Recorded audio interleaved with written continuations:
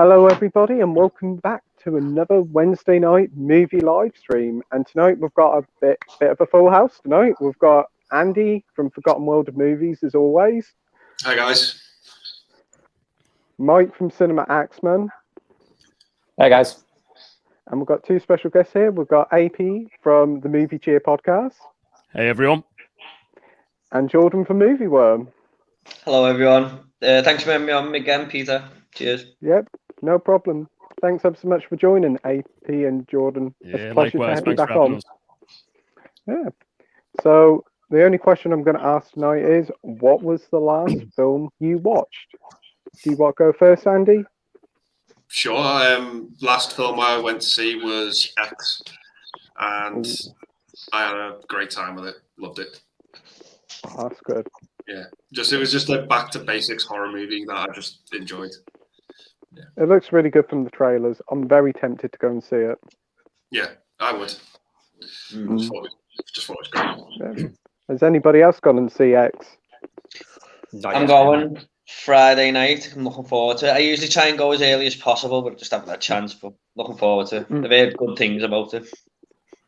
Yeah, does look really good. Mike, what was the last film you watched? The last film I watched it today. It's an old British horror film called Extro, spelled like XTRO. Yeah, it was interesting. Yeah. So, did you like it or not? Well, it was kind of terrible, but at the same time, it was kind of cool. It definitely, it's very unique and it leaves like a mark on you after you finished it. So, I'll give it that. I did enjoy it in the end, though. Yeah. Oh, that's not too bad. What about you, Jordan? Just quickly, Mike, I have seen Extra. It's good. I enjoyed it for the low budget flick. Well, my film doesn't begin with X, but I watched Windfall on Netflix. With Jesse Plemons, Jason Segalen. The one from Forgetting Sarah Marshall. I really enjoyed it. It's got a few bad reviews on Letterboxd, but I don't see the problem. I really had a good time with it. Basically, some burglar is robbing this billionaire's house, and as he's robbing it, they come to the house. So sort of ends up like a bit of a hostage situation. I really enjoyed it. Oh, that's good. What about you, AP? So this morning I watched Don't Look Up, the Netflix movie for the first time, the Leonardo DiCaprio and Jennifer Lawrence movie, and I really enjoyed it. I remember watching, because I think it's by the director Adam McKay, did The Big Short, and he did like Anchorman. And I like Anchorman. I didn't like The Big Short. I wasn't into that one, but this one I really enjoyed. I thought it was great. It was like they find out there's a big comet going to hit the Earth, and then it's kind of like a drama, but there's it's really dry comedy in it, like dark comedy at the time. It's just like really, really subtle. But I really enjoyed it. I thought it was a great movie. A really good DiCaprio performance as well. He's suffering like panic attacks during the story, and his character's really like an intriguing character, like where he's like at first got these panic attacks and stuff like that, and he's like really suffering. Then you see him throughout the story, like trying to become like this like media personality throughout it, and it's just I really enjoyed it. I don't know if any of you guys watched it before. I thought it was a fun movie. Yeah. No, I haven't seen it. I haven't seen it. I know it's got a really big cast of like Jonah Hill, Kate Blanchett, Meryl quite a few Streep, others. Yeah. Well worth checking out. Isn't it like about 2 or 3 hours long? Yeah, I think that was probably the only drawback. It was maybe like 30 minutes too long. I think it's 2 hours and 20 minutes. It did feel a bit like maybe they could have cut a bit out of it, but I still enjoyed it. I thought it was a really fun watch. Definitely, it's like, especially you get tons of these disaster movies, don't you? I think they had one recently. Was it Moonfall? And I know that got really bad reviews, but for this one, I thought it was really good. It was like, it just felt like a different story to the likes of Independence Day. It didn't feel like it was like a big action devastation movie. It was more about the characters rather than the actual event throughout it. So I have really enjoyed it. I thought it was a really good film. Oh, that's not too bad. I'll definitely have to give that one a go. I think it came out just before Christmas, didn't it? Yeah, I think so. Yeah, definitely. Yeah. Phil and you. Yeah. As for me, the last film I watched was last night, and that was Nightmare on Elm Street Part 4. I'm slowly going through the box set. I watched 3 the night before, really enjoyed it. 4th one, not too bad. There's some fun kills in it. Not as good as the first one or the 3rd one, but it was all right. I've heard the 5th one and the 6th one isn't very good, so I don't know what to expect with them two. Yeah. The 6th one's one of the worst films I've ever seen, but the 5th one is watchable to me. But Yeah. the first 3 and New Nightmare are really good. Yeah. Oh, I'm dreading the 6th one. I've heard some terrible stories about it. It's honestly, mate. It's a comedy movie that isn't funny. It's just the best way I could describe it. Yeah. What? Yeah. As it's been the first time for a little while that both you and AP's been on the stream, do you want to talk about your channels a bit, just to promote them? Do you want to go first, Jordan? Yeah, basically I try to do movie reviews mainly, but I think I reviewed every single movie that I watched last year. There was 91 of them. But I'm cutting back a bit this year. I'm just going to review the ones that I want because it's a lot of pressure. But I do top 10s and stuff. I try and do the odd video game video. I try and put variety out there. I revisit old movies and stuff as well. And my last video was the new Batman movie, the locations from Liverpool. I went out and filmed them in an outdoor vlog, so that was my last video with them. So I try and spice it up a little bit. That was a really good video. I enjoyed that. Cheers, mate. What about you, AP? Yeah, so I mean, the channel, the Movie Cheer podcast, it's just I do a weekly Saturday podcast on the channel and just movie-related topics each week, different topics. It varies every week, and then I do weekly videos on Thursdays as well, just discussing physical media, different types of movie topics. Again, movie topic videos, movie list, any type of topic. I mean, there was a great one what I seen the other day from John Mondo Shelvet Movies, and he was putting out a video for best movie titles by the name. And he said, tag yourself in. So he's like throwing it out to everyone out there. And I've done a video on that that's coming up this week. So that was a fun one by John. So just general, like really, just any type of movie topic, I'll do a video on. Yeah. I was thinking about doing that video myself, to be honest. It's a fun topic, mate. Yeah. Yeah, it's a good video. I'm thinking of doing it, but I'm thinking, like, where do I start? But yeah. You're doing your first ever live stream, aren't you, on your channel on Saturday, aren't you, AP? I am, yeah, with Media Collector Madness, Sean. So it's a clash of the movie sequels. It's going to be an eliminator, like a pay-per-view. Every 3 months, I do a pay-per-view show, like a movie quiz. But this is the first live one with Sean coming along for the ride, and we're going to team up and do an eliminator tournament, looking at 8 movie sequels, and we're going to judge them for like the best one over an hour and a half, and hopefully it all goes smoothly and we have a fun show, and I'm looking forward to it. It should be fun. Yeah, that'd be great. What time's that on Saturday? So it's going to be an early one. It's 2:00 in the afternoon. Oh, that's Yeah. good. That's brilliant. Come along. Everyone's welcome. Yeah, definitely will tune in. So yeah, if you definitely does. The links to everybody's channels are in the description. I always struggle saying that for some reason, but I just said it now. So yeah, back to the comments, or let's go to the comments. And first up is Edward. No, it isn't StreamYard. Right, we've got Edward here. Evening, everyone. How's everyone doing? What's your thoughts on the rumours that Hugh Grant could be the next Doctor in Doctor Who? I think he's shut down that rumour, hasn't he, already? Hugh Grant. Yeah, I think he has. Yeah, I think he announced it down yesterday, saying like, no, it isn't going to happen. I don't think it will happen. Too big of a name. I don't really want him as the Doctor, to be fair. Didn't he play the Doctor like in a Red Nose Day special, like years ago? I haven't got a clue. I'm sure there was like a Doctor Who special with Rowan Atkinson, and yeah, I can remember that regenerated like into Hugh Grant and Richard E. Grant and Joanna Lumley like years ago. Oh yeah, he might have been in it. I honestly can't remember. I can remember Rowan Atkinson in it, but I don't know. What do you think, Mike? Yeah, I think like you, I can't really imagine him because he's just too big a name to be Doctor Who. So yeah. Yeah. Jordan? Every time I come on one of these streams, someone asks Doctor Who question. I just have no idea about the show. I've never really sat down and watched it, Peter. Yeah. Hugh Grant is a great actor, though, especially The Gentleman. I loved him in that, so he could be interested as Doctor Who, I suppose. But I'm not the person to ask. What about you, AP? Yeah, I mean, I'm very similar to Jordan. I used to watch like the Matt Smith stuff, and once Capaldi come in, I watched his first season, but I couldn't really get into it then. But I think, like you said, John said, The Gentleman, he was brilliant in that.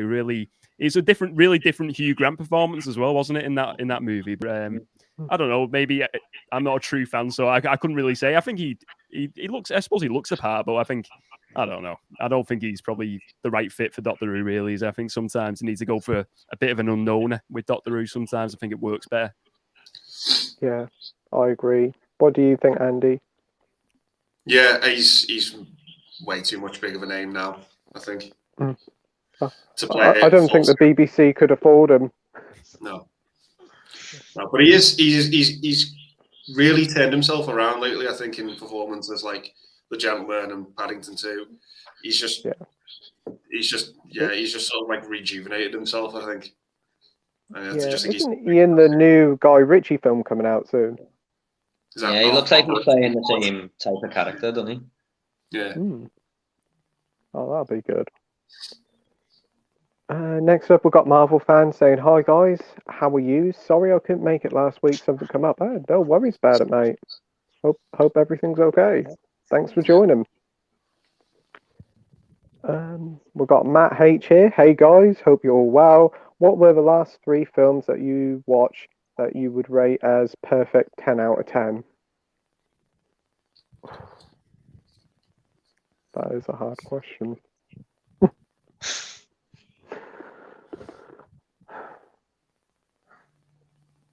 Do you know what? I watched one the other day. I watched Troy for the first time, and I thought that was a 10 out of 10 movie. I thought I remember watching like bits of it years ago when it came out, because it must have been like probably, was it like 2004 around that mark? And yeah, I was like, it was stunned how good it was. The story was brilliant, like the battle scenes and just like the storytelling of the characters and stuff. It was, I really love like Brad Pitt in it. I thought he was brilliant. I mean, he's good in most movies, but I think in this one he just like stood out as it was a fantastic film. You know, the score was brilliant. Everything just clicked. You know, it all popped. All 10 out of 10 movie, definitely. But yeah, I really enjoyed that one. Yeah, I've seen it years ago. Isn't it a Ridley Scott film? No, it's not. I think who's it? I think it's Wolfgang something. I can't remember the director's name. It looks like a movie Ridley Scott would do. Maybe he's like a producer on it or something. Because he done that Kingdom of Heaven, which has Orlando Bloom in as well. Yeah, that's meant to be pretty good. But yeah, Troy, definitely a 10 out of 10. Great movie. Brilliant. What about you, Jordan? I'm a very, very stingy person when it comes to 10 out of 10s. I think there's only like 15 films I've ever seen that I would give a 10 to be honest. So you're probably going to have to go back to 2008 with The Dark Knight. That was the last time I watched that. But on rewatches, I've watched Pulp Fiction lately, Heat. They're 10 out of 10 films for me. Yeah, great picks. So I'd say them 3. Yeah, great picks. What about you, Mike? Yeah, kind of similar to Jordan. I had to look at my Letterboxd diary to kind of see. There hasn't really been a recent film that's been a 10 out of 10. It's been more like rewatches, and the last 3 was Shawshank Redemption, Mulholland Drive, and The Father. Yeah, they're all 10 out of 10s for me. Oh, that's good. Yeah, I do want to get Mulholland Drive because that recently got re-released, didn't it? Yeah. David Lynch. Yeah. Yeah. Oh, yeah. What about you, Andy? I think the last time I gave a movie a 10 out of 10 that wasn't a superhero movie, the last time I gave a movie 10 was probably 2014, and I gave it to 3 movies that came out in 2014, and it was Whiplash, Birdman, and Nightcrawler. That was the last time I remember giving a 10 out to I think I've given all the Avengers movies 10 out of 10s because I just enjoy all four of them. But outside of superhero movies, yeah, probably those three. Yeah, great. Fair to Andy, I think Whiplash could be a 10. I'd have to rewatch it, but it could be a 10 for me. Yeah. So that was probably really one of the latest as well. I love that movie. Yeah, it's amazing. Yeah. I think Birdman was brilliant. I think that was like Keaton's comeback film, weren't it? It was just so good. Yeah. He just sort of fizzled out for like the 2000s, and then he just came back with a bang with Birdman. Yeah. And he's just Sorry, Andy. Sorry. You know, I was just going to say, I think he's been great ever since. You know, like with stuff like Spotlight and The Founder, and even Spider-Man. He's just been great ever since. Absolutely. Love that scene in Spider-Man Homecoming where he looks in the mirror and says, "Good old Spider-Man." Yeah. Oh. For me, 3 films without looking on Letterboxd. Training Day, I watched that recently and absolutely loved that. I think $1 Million Baby, though that ending, geez, the ending. Yeah. And I'm probably just going to say Last Night in Soho for me. That's all I can think of off the top of my head. But yeah, they're the 3 films I can think of. But yeah. Next up, we've got The View with Drew saying, "Hey, what's up? Thanks for joining, Drew." Hey, Drew.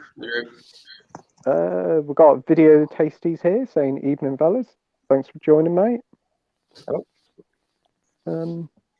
The View Drew says, "Did you guys hear the early reviews for Morbius?" Yeah, I've heard they're not very positive.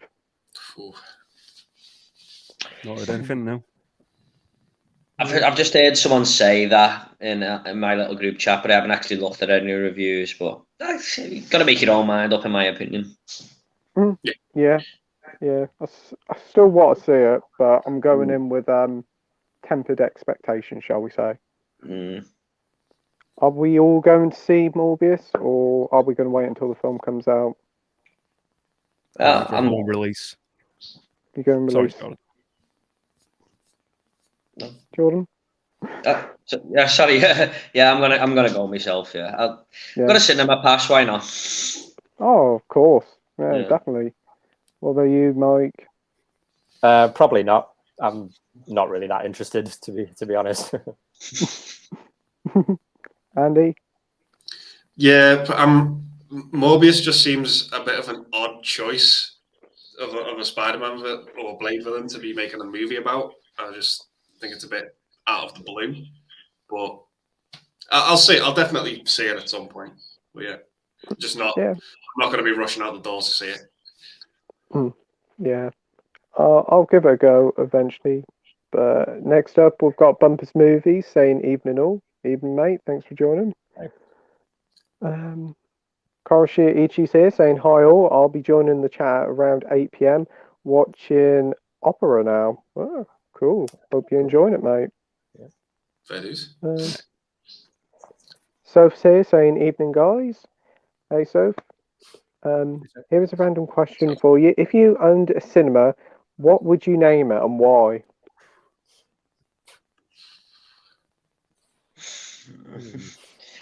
I don't know.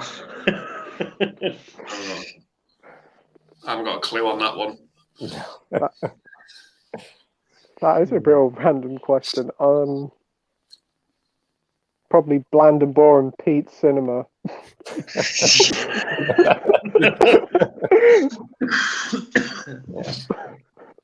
I'll probably just say Mike's Cinema as well. Yeah. Yep. I haven't got a clue. I can't think of it. Moving on, we've got Roberta saying, "Amigo, hello, Roberta. Thanks for joining." Hola. Soph says, "Jordan, love the Pulp Fiction poster. It's on my list of films to finally watch." Haha. Yeah, Thank you very much. It's usually in my movie room upstairs, but I have to move downstairs today, so I just brought it down for a bit of decoration. Thanks, Sophie. It's one of my favourite movie posters. It is awesome. We've got Ash here saying hey, thanks for joining, mate. And we've also got Vince saying hi. Hey, Vince. Evans. Bumpers Movie says Nightmare on Elm Street 3 is the best one. I agree. Yeah, it's the most fun one, I think. I do like the first one just that little bit more, but the third one is just so much fun. And that theme song, I love the theme song. The Dream Warriors one. Yeah. Definitely, yeah. I love the characters in this one. They're all like very unique, and I love the way they get all their own little powers in the dream and stuff. And it's got, for me, the most creative kills, I think. Mm. Yeah. It was always the one I went back to the most when I was a kid out of the whole franchise. I think the first one's probably the scariest with the whole Tina in the body bag thing. Fucking hell, that's terrifying. But 3, it just gets creative. Like Jordan was saying, it's like you give a shit about the characters and you just really like them and you're really on board with them. The kills are just creative, colourful, through the roof. It's just a fun time. The third one. Definitely, I do agree. It's not very often you get like a bunch of characters in a slasher film, in my opinion, that you fully care about. They're usually just there to be killed, but they are interesting characters in this, I feel. Yeah, they're all likable, and you all want them to survive. Yeah. Bumpers says Part 4 is good. It's directed by Rennie Harlan. Die Hard 2. Oh yeah, definitely. I thought the kill, the is it Debbie, the character? Oh geez, that's nightmarish, that one in the fourth one. Is that the Roach one? The Roach Motel? Oh god, yeah. That's horrible. Yeah. Horrible. Oh, that's probably the most disgusting kill in the franchise. Yeah, that's the only one that's just got me. But I like the one about the wet dream. I couldn't stop laughing after that one. Oh, yeah. Surf says, AP, you look like a horse racing commentator. Kind of love it. Cheers, Soph. We've got Niels here saying hi, guys. Thanks for joining, Niels. Hey. The viewer Drew says, are you guys excited for Moon Knight? Yeah, definitely. I think it looks nice. I think the trailers have been awesome so far, haven't they? I think it looks. I think this is the thing with with Marvel. Sometimes I love all the Marvel stuff, but some of it can be very similar to what the other things are doing. Like Ant-Man, I thought that was very different. I thought Guardians at the time was really different, and this one looks like it's going to be something completely different again. It looks like it's like the Legion TV show. I don't know if you've seen that a few years back, and I've only watched like the first season of that, but that was like where it's like different personalities and stuff, and you don't really know what's going on. It looks like the Fight Club of Marvel movies, doesn't it? It looks a bit of a bizarre one, but I think it's going to be a great TV show. It just looks like a movie every episode from some of these Marvel shows. I think that so far they've all been great. I've really enjoyed the Marvel TV show side of things so far. I think it's been brilliant. Yeah. What about you, Jordan? I do think it looks really good. Actually, I've watched the trailers and stuff. Am I lagging? I think so, or it's me that's lagging. I don't know who's lagging. I think it's just me, isn't it? I'll leave and come back. Okay. Oh.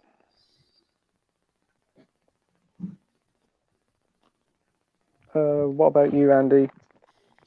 I've not seen any trailers to it. I think I saw one at the start of X,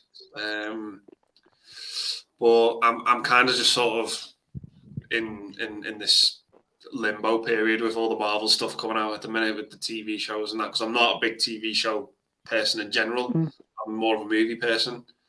I just find it's kind of a bit of a chore to keep up with things, and it's just like I just sort of like, oh, I'm done. But I'm sure it will be good. I'm sure it'll be great, and the reviews reviews will be great and it'll bring people a lot of enjoyment, but not one I'm going to jump on straight away. Yeah, I can get that. I can get that. It can kind of feel a little bit like overkill just recently, the amount of TV shows we've got. Yeah. Yeah. Mike? I think for me, I'm just not really the biggest fan of the whole sort of Marvel universe. There's still a lot I haven't seen. So, at the moment, I'm not really in a rush to see it. But it does look pretty good regardless. Yeah. What about you, Jordan? Yeah, everything okay now, yeah? Yeah, seems to be fine. I just closed a few programs on the tablet and it should be okay now. I think it looks really good actually. It looks like Marvel's version of Batman a little bit, just a little bit there, a little bit dark with the characters and stuff. But me and my fiance have been doing the whole MCU rewatch and she hasn't seen them all. And we've just slowed down on it so much. And I was going to watch all the TV shows with this, so I'm a little bit behind. I probably need to just hurry up and watch all them before this one. I've only got up to Falcon and the Winter Soldier, so I need to watch Loki and stuff before I watch this. I do think it looks good. Yeah, I watched the trailers for it. I've watched all the trailers, and it does look really good. Oscar Isaacs looks pretty great in it, and what's the other dude? I can't remember his name now. Ethan Hawke. But yeah, it seems to be a more darker sort of near like psychological horror sort of thing. How it's going with its setting. But yeah, I'll give it a go. I'll probably wait until the whole series is out and then just like binge watch it. Dr. Impossible says, evening 5-man army. Watching Friedkin Sorcerer and rather enjoying the film, Mike. It's a moderately entertaining film with some classy, not pronouncing that word, touches that I can relate back to the French Connection. Yeah, I think I talked about that on one of my videos. I love that movie. It's a really, really enjoyable film. Yeah, one of the most tense movies you'll ever watch. Yeah, definitely. Yeah. Oh, I haven't seen it yet, so that's another one to add to the ever-growing watch list. Yeah, it's despite the title, it's not about a sorcerer at all. It's like a very gritty, like thriller type movie. Yeah, you seen it, Andy? Oh, sorry. Yeah. I was just going to say, there's one moment where you just go, "Holy shit!" Yeah. I'm really intrigued now. I thought it was something to do with like magic, hence sorcery, but obviously not. No, it's not. No. As you were saying, Andy? Yeah, I enjoy it. I need to get it on Blu-ray because the DVD I've got on it is absolutely piss fucking poor. So I need to get it on Blu-ray. It's just it's a poor quality for the first time I watched it, but I need to watch it on a better format. But it's a good film. Definitely. AP? I've never heard of it, and I don't even think I could pronounce it as well. So yeah, that's it's a note from me. I've never heard of that one. It's new to me, that one. Next up, we've got Sean from Media Collector Madness. Hi guys, hope you're all well and good. Thanks for joining, Sean. Hope you're all right. Yeah. Dr. Impossible says, did you enjoy the wonderful birth scene in Extra, Mike? Yum. Just make certain you eat after watching Extra. What a wicked film. Oh yeah, I enjoyed it. Great scene. Oh wow. I'm intrigued now. Yeah. Peter's here saying Nightcrawler was a great film. Good choice, Andy. Yeah, no, I love that film. It's one of my favourite Jake Gyllenhaal films. I always forget Bill Paxton's in it as well. It's like one of his last movies. I love that film. Just think it's great. Yeah. It's another one I need to watch. It's about that news reporter, isn't it? Trying to rush to the scenes. Yeah, he's like a reporter, and he's just like it gets a bit out of control what he does. Just like he's just trying to get to the report news accidents as quickly as possible. But yeah, it just gets out of hand. Peter's next comment, I think Andy will agree with him, saying Boogie Nights is a close to a 10 for me. It is a 10 for me. It's an 11 out of 10. I cannot fault that movie in any which way, shape, or form. It's fantastic. I love it. It's one of my favorite movies. It's flawless. Yeah, just love everything about it. You seen it, AP? Oh yeah, I love Boogie Nights. I think it's a boss film. Really, it really is. I mean, if you never have you all seen Boogie Nights? Have you not watched it? I've seen it in patches. I've never actually sat there and watched the whole film, but I have seen large chunks of it when it was on TV. It's just so enjoyable. It's just like, I mean, from the word go, it's just all in. It's just, definitely a 10 out of 10. Yeah. Mark Wahlberg's ace in it. It's Burt Reynolds in it, isn't he? Burt Reynolds, yeah. Yeah, brilliant film. I mean, about the ins and outs of the porn industry and stuff like that, and just like there's a story going to it as well. But it's what's his name? What's Mark Wahlberg's name? That is it, Dirk. Dirk Diggler. That's it. Yeah. Cracking film. Great cast. Brilliant movie. Yeah, the soundtrack's amazing. Yeah. It just covers the 70s and 80s, and the music you get in it is amazing. You have random characters popping up in it, and it's perfectly paced. It's 3 hours that feels like 30 minutes because it flows so well, and never lags at all. You never check on your watch. It's amazing. Yeah. Who's the director of that one? Is that Paul, like a notable Paul director? Anderson. Right, okay, right. Yeah. Yeah, brilliant film. It's hard to believe he wrote that movie and directed it when he was only 26. What? Yeah. Wow. I'm like, it feels like a movie that's been made by someone who's been making movies for a long time. Yeah. Not like because I think it was his second or third movie. It's unbelievable. Did it won like best? Did it win Best Picture or something? I know it won loads of awards, didn't it? No, it's. I know Burt Reynolds was up for Best Supporting Actor, but he lost to Robin Williams for Good Will Hunting. Oh right, okay. I can understand that, I suppose. Yeah, because Burt Reynolds didn't want to do the movie. Did he not know? No, he turned it down 3 times and he accepted it on the 4th. Because he was promised an Oscar nomination by Paul Thomas Anderson. He said, if you do the movie, you'll get the Oscar nomination. And that's when he said, yeah, okay, I'll do it. But yeah, it took him some convincing. But yeah, it's I just love it. I'm so glad he did it because he's great in it. I just love the movie. Just think it's great. 10 out of 10. Yeah. Can't say any more than that. Yeah. Would you agree, Mike? Yeah, like AP was saying, it's just an enjoyable movie. It's probably one of the most entertaining movies ever. Just from the start, it's just so much fun, and it's never boring. It's definitely a 10 out of 10 for me. Oh, good. What about you, Jordan? Of what you've seen of it, did you enjoy it? I remember liking it. Yeah, there was like that. But Andy, you know what Dad said? It's like a fun vibe to it with interesting characters like Roller Girl. Is it Roller Girl? Yeah. Heather Graham. But I'd like to sit there and watch it. The community saying like how good it is and stuff. So I'd like to sit there, maybe get it on. I think there's a 4K out now or something. Ooh. I think. I don't know. I know I've got it on Blu-ray. I haven't seen 4K about. Probably it's coming out very soon. So, yeah. I need to watch it. I've got it. It's sitting on the pile of films to watch.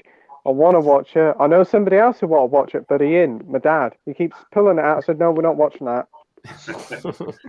I wouldn't watch that with my mum or dad.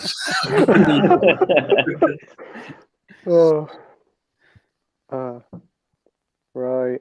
Dr. Impossible says, no one ever talks about Keaton in Dream Team. Keaton's comedic One Flew Over the Cuckoo's Nest. Have you guys seen it? Yes. Yeah. No, I've never seen this one. I've heard of it, though. Heard that one. I haven't. No, I haven't heard of it. Any good? It's not one of his best movies, but it's got a great cast to it. It's got Peter Boyle in it and Christopher Lloyd. And they're just kind of like, it is kind of like his One Flew Over the Cuckoo's Nest. It's like he sort of breaks them out of this mental institution for this day, and they just go into like New York City for a bit. And it's good. It's not one of my favorite Keaton movies, but it's got a good cast going for it. But it's not rewatchable for me. It's a solid 6 out of 10. Yeah. Well, what about you, Mike? Yeah, I think it's okay. I think on paper it sounds like a really fun movie, but like the execution wasn't quite there for me. I thought it was like enjoyable for what it was, but I wasn't blown away by it. Right. We've got Lisa and Michelle here from Retro Girls UK. Hey guys, what film are you watching next at the cinema?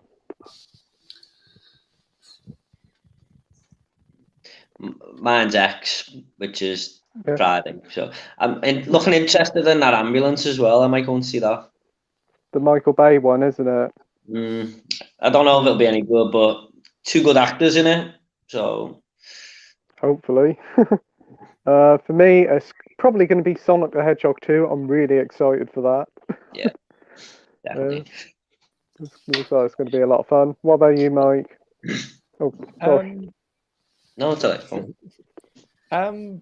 Maybe X. I might give that a go at the cinema. Yeah. What were you going to say, Jordan? I was just going to say I love what they've done with the Sonic 2 poster. It looks like the Mega Drive game.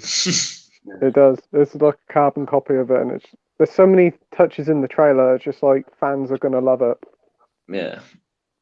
One of my favourite games of all time. I hope there's a lot of nods to it. So. Yeah, same here. I love Sonic the Hedgehog 2. It's such a great game. Yeah. AP? I think, yeah, I agree. Sonic the Hedgehog 2, that looks like a really fun watch. The first movie was, I really enjoyed that. It was really entertaining. But I think Secrets of Dumbledore, the new Fantastic Beasts, is out soon, isn't it? I think in a few weeks. Around the same time, isn't it? I think. Yeah, so maybe that or Sonic 2. Probably go and see both of them ones at the cinema. I've enjoyed, but I mean, the Harry Potter ones are still like the best. But I mean, the Fantastic Beasts, I think they're nowhere near as good, but they're fun movies. I think they're fun blockbuster films to watch, and I think the first one was the best one. But it's got what Mads Mikkelsen. He's in this one, isn't he? Taking over from Johnny Depp of the what's his name? Grindelwald. Grindelwald, yeah. Yeah, so I think it's going to be a good watch because I think they said they're going to do 5 of those movies initially. So I don't know whether they're still doing 5 films, but I think they're listed 5 to come. Yeah. So are they really? Yeah. Wow. So it's going to tie over to Harry Potter at some point. There's going to be like a bridging story, isn't there? I imagine. I think it's building to the first Wizarding War. So it's building to where Voldemort was like at the height of his powers, and when he kills Harry's parents. It's kind of happening, isn't it? Yeah. So what's the next film you're gonna see, Andy? Yeah, probably the same. Fantastic Beasts and Sonic 2. Yeah. I remember Sonic was the last movie I saw before the lockdown here. So yeah, I'm really looking forward to the second one. I just think everything I've seen so far is ticking all the right boxes. Yeah. Hopefully it doesn't disappoint. Hopefully. Yeah. Matt H says, yes, Boogie Nights is superb. Have you seen it yet, Pete? No, not yet. Trying to get the parents out of the way first. For 3 hours. Peter says, anyone here watched The Coach Trip? I need to get the 88 Films release. Nope. No, I've never heard of it. Not heard of that one. Nope. Scotty's Movies here saying, evening guys, hope you're well. Thanks for joining us, Scott. Hey, Scotty. DVD from Film Blokes here saying hi. Thanks for joining, mate. Cora says, have you seen The Wages of Fear? No, I need to get round to that because I think that's the movie that Sorcerer is based off. I think Sorcerer is meant to be a remake of that movie. Yeah, so I'll watch it at some point. Yeah. Anybody else seen it? No. Nope. It rings a bell though, but I can't remember. No. Peter's got a good name for cinema. He said, shall we call that cinema? Yeah. Yeah. Yeah. Oh yeah. Dr. Impossible says, yes, I have. DVD from Filmblook says, the other day I watched a film called The Killing of a Chinese Bookie. Not going to lie, I thought it was shit. Yeah, I kind of agree with that. I wasn't a big fan of it. It's supposed to be like this really good, like 70s movie, I think, but I just couldn't get into it. Wasn't for me. Yeah. Never even heard of it. You see? No. What Mike, genre of have you movie is seen that?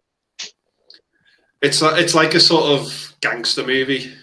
But I just couldn't get into it. The main actor wasn't really doing it for me. And I just couldn't get into the story either. Yeah, just didn't work for me. Next up, we've got You Mess With One of Us, You Mess With All of Us. Great name. What's a movie you wish you could watch backwards?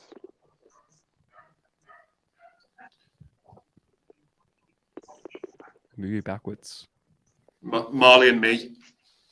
You don't have to sit through that horrible hard-hitting ending. Yeah. Yeah. Oh. Mine would be Iron Man 3. That would be mine Yeah. one. Because that is just terrible. It's a terrible movie. It's garbage. Yeah. Oh. If we're going with terrible movies, I'd probably say Mrs. Brown's Boys movie, and well, I don't want to watch it all. I think I've frozen again. Sorry. Yeah, I think you have frozen. I'll be What about back. you, Mike? You're right. Don't worry about it. I don't know. I guess it would just have to be a movie that has a really depressing, horrible ending, and it can just go back to the start and be more positive. I can't think of anything. $1 Million Baby, but to be honest, the whole film's quite depressing. To be fair. The Mist. Oh. Or maybe something like No Country for Old Men, or something like that. Yeah. Or Last American Virgin. Oh yeah, definitely. Oh. Peter says, plus A Nightmare on Elm Street 3 also has Craig Wasson from Body Double and Schizoid and more. Cool. Yeah. I remember him from Body Double. Yeah. It's probably got my favourite line of any of the Nightmare on Elm Street films so far is "Welcome to Primetime, bitch." Oh, that line. Yeah. Or where's the fucking bourbon? Yeah.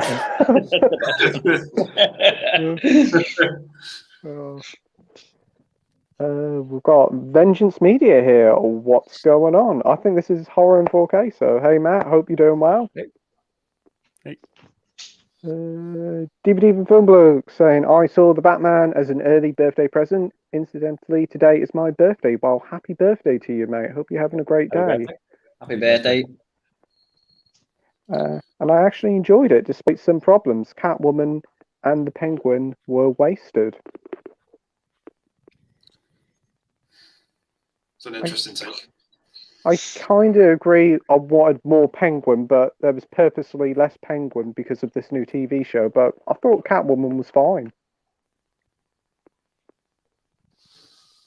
Yeah, I can agree with that. But like you said, I think they purposely done that with Penguin, just give him less because of that. But I thought Catwoman was quite good, isn't it?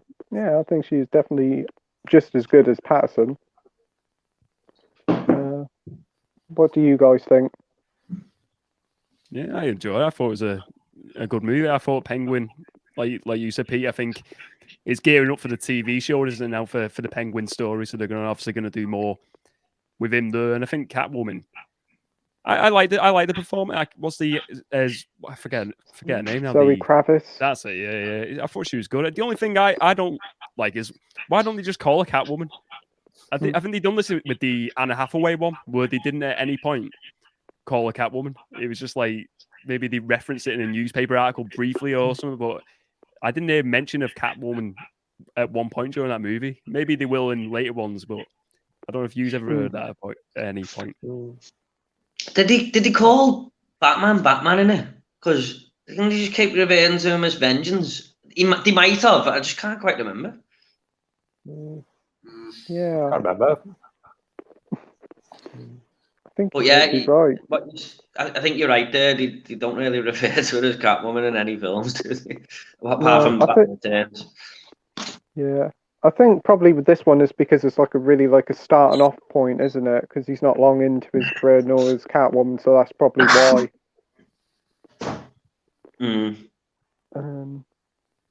But moving on, we have Dr. Impossible, and he says, I saw Mike Lee's Naked 2 days ago on BFI Blue. The film has lost none of its punch. The acting is truly superb and has a subject is heavily dark. Have you guys seen it? Nope. No. Did you enjoy it? You enjoyed it, Andy? Yeah, it is a really dark movie, but David Fressel, is it? I always mispronounce his surname, but he's great in it. He's the driving force of that movie. Yeah, I just, it's not one I go back to a lot because of how dark it is, but his performance in it is just absolutely brilliant. Andy's seen so many movies. It's a safe bet. Andy's seen pretty much every movie. I'm trying to hopefully get to 5,000 by the end of the year, but yeah. You've got an encyclopedia knowledge, you have. Definitely. No, thanks. You seen it, Mike? Yeah, I've been meaning to get that BFI Blu-ray of it, but it's a bit expensive at the moment. I think it's like £16. Like that's the cheapest I can find it. But yeah, I enjoy the movie, but hopefully pick it up at some point. Yeah, cool. Vengeance Media is saying, what's going on, fam? It is Matt from Horror and 4K, just rebranded. Great to see my boy Movie Worm on the stream. Thank you so much, Matt. Great to see you back on, Matt. DVD Even Film Bloke says, also the Riddler looked like a fucking gimp. I said that. I said he reminded me of the gimp from Pulp Fiction. And Penguin kind of reminded me of fat Robert De Niro. A little bit. I must admit, I wasn't a massive fan of the Riddler costume. It was good, but I wasn't a massive fan. It looked quite cheap looking, to be honest. I don't know. But maybe that was the point because he's just put it together himself. I don't know. Yeah. I think isn't he supposed to be wearing like the same glasses as Jim Carrey and there is that, isn't there? I've seen posts about that online. The same, like they're the same glasses as Jim Carrey wore. Oh, that'd be cool if it's true. Yeah. Bumpers Movie said, did anyone see the clue for one of the new Arrow releases in June? Any ideas? The announcement is on Friday. Is it that one that's like a picture of like a maze? It looks like The Shining a bit. Rumours saying that it could be the Shining TV show. Yeah, I doubt it. It could be they've made a maze in 4K because they're releasing so many in 4K now. But I don't think it'll be the Shining TV show. No, I don't think so. I have no idea what it will be though. No, the very obscure clues, aren't they? They're like the smallest hint ever. What they do every month.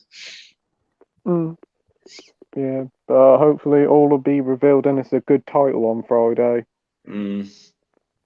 Actually, someone said something. It might be a Labyrinth with David Bowie in. I could probably see Arrow doing that, to be honest. I would like that. Yeah, definitely be up for that.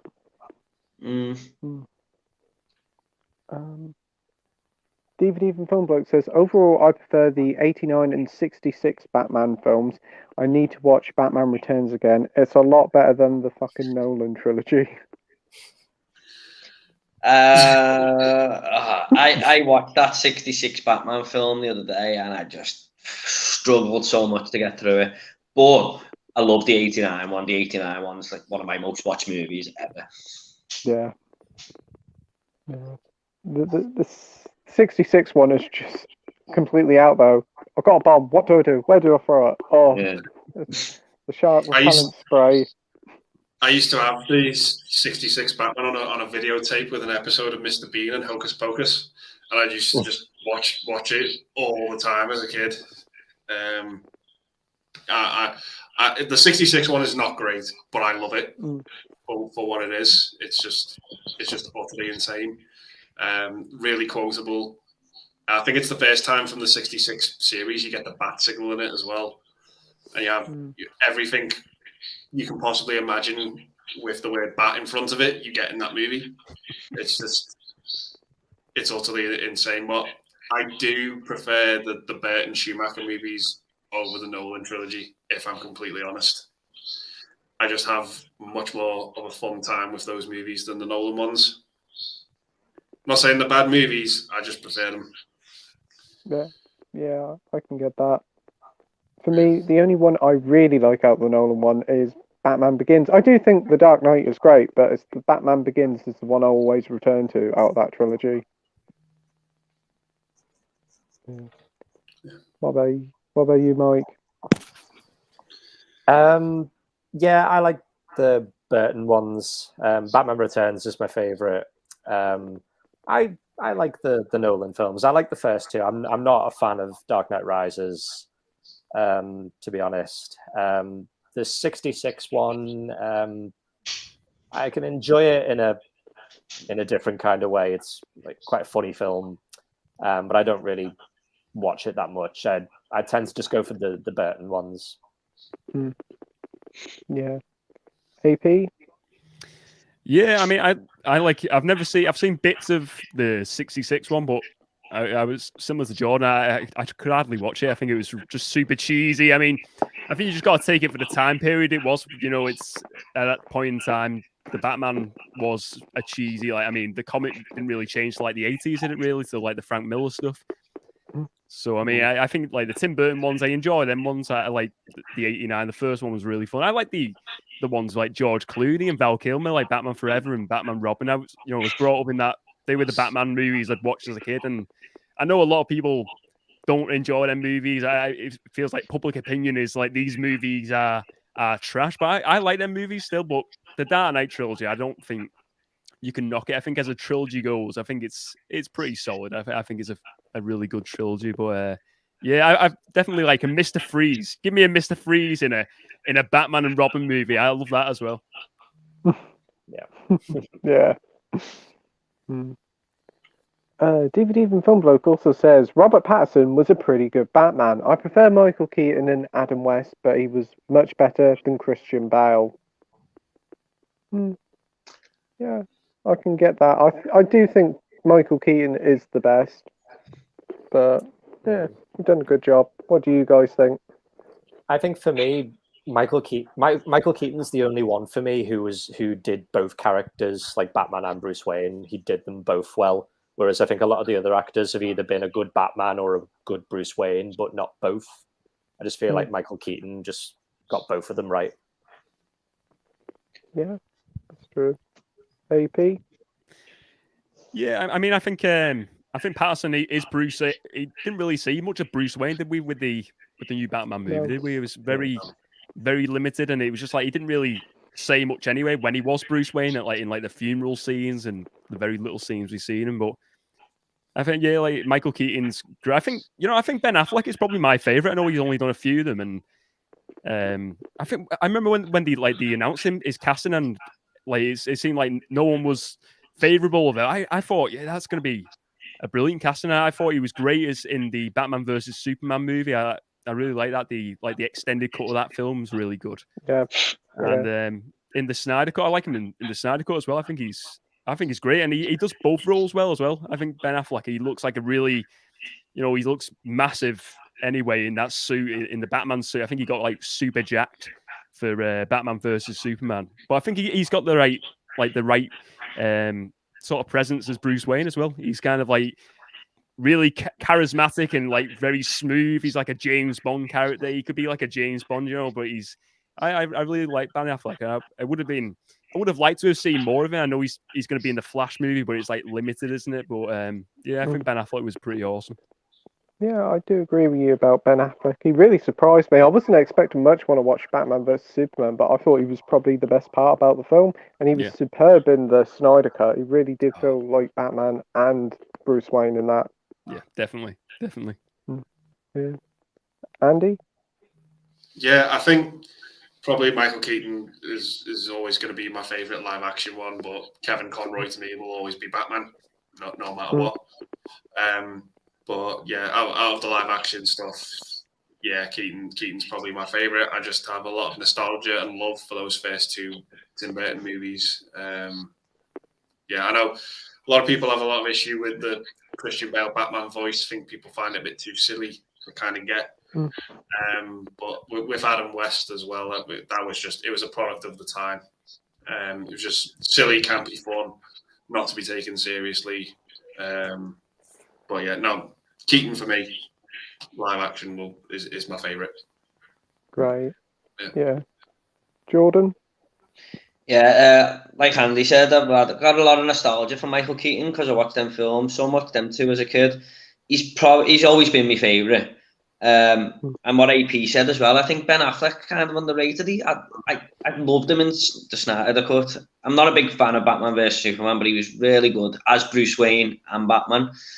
But I'm not gonna lie, I'm not just saying this because it's a new film. I never really do this just because it's new, but I do feel like on rewatch and with the sequels, Robert Pattinson could be my best. He's got potential to be number one for me. Yeah, I could see that, definitely. I thought he was amazing in the movie. I thought he was one of the best things about it. Yeah, I think he surprised a lot of people when they went and watched it because they weren't expecting a lot because of Twilight. They just had that stigma. But now with the Batman, I think he's broke that now, and a lot of people are really into what he's doing. Dr. Impossible says, I hear that BFI are planning to release a 4K restoration of Get Carter, and it's coming out on Blu-ray via the BFI later this year. Can't wait for the extras. Oh, fantastic news. Great film. Yeah. Soph says, favourite Bill Paxton performance? Mine is Frauty. It was incredible.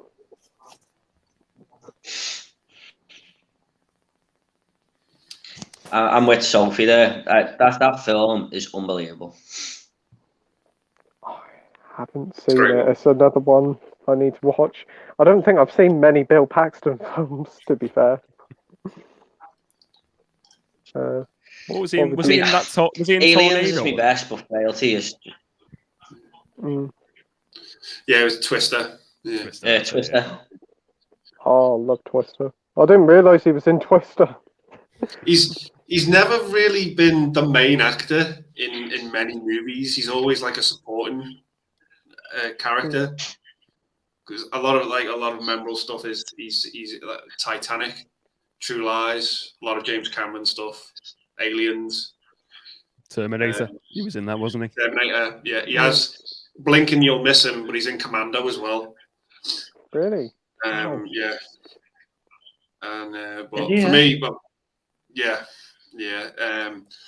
my favorite role he's done is A Simple Plan. I fucking love that movie. He's just brilliant in it.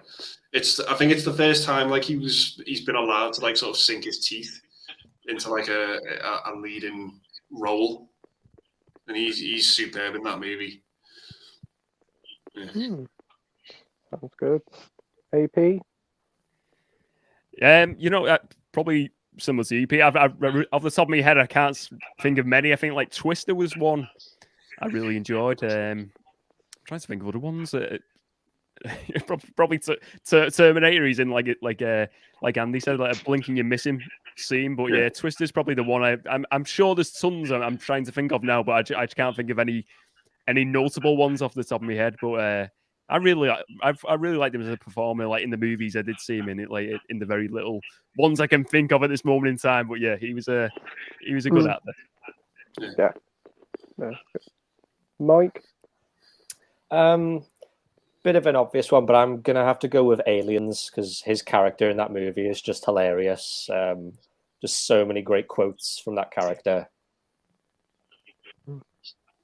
Yeah, I'll probably say that Aliens will Twister. It's like I didn't realize he was in so many films. I've seen a lot of his films, but I was just like, oh, he was actually in that film. It's just like probably because it's just odd.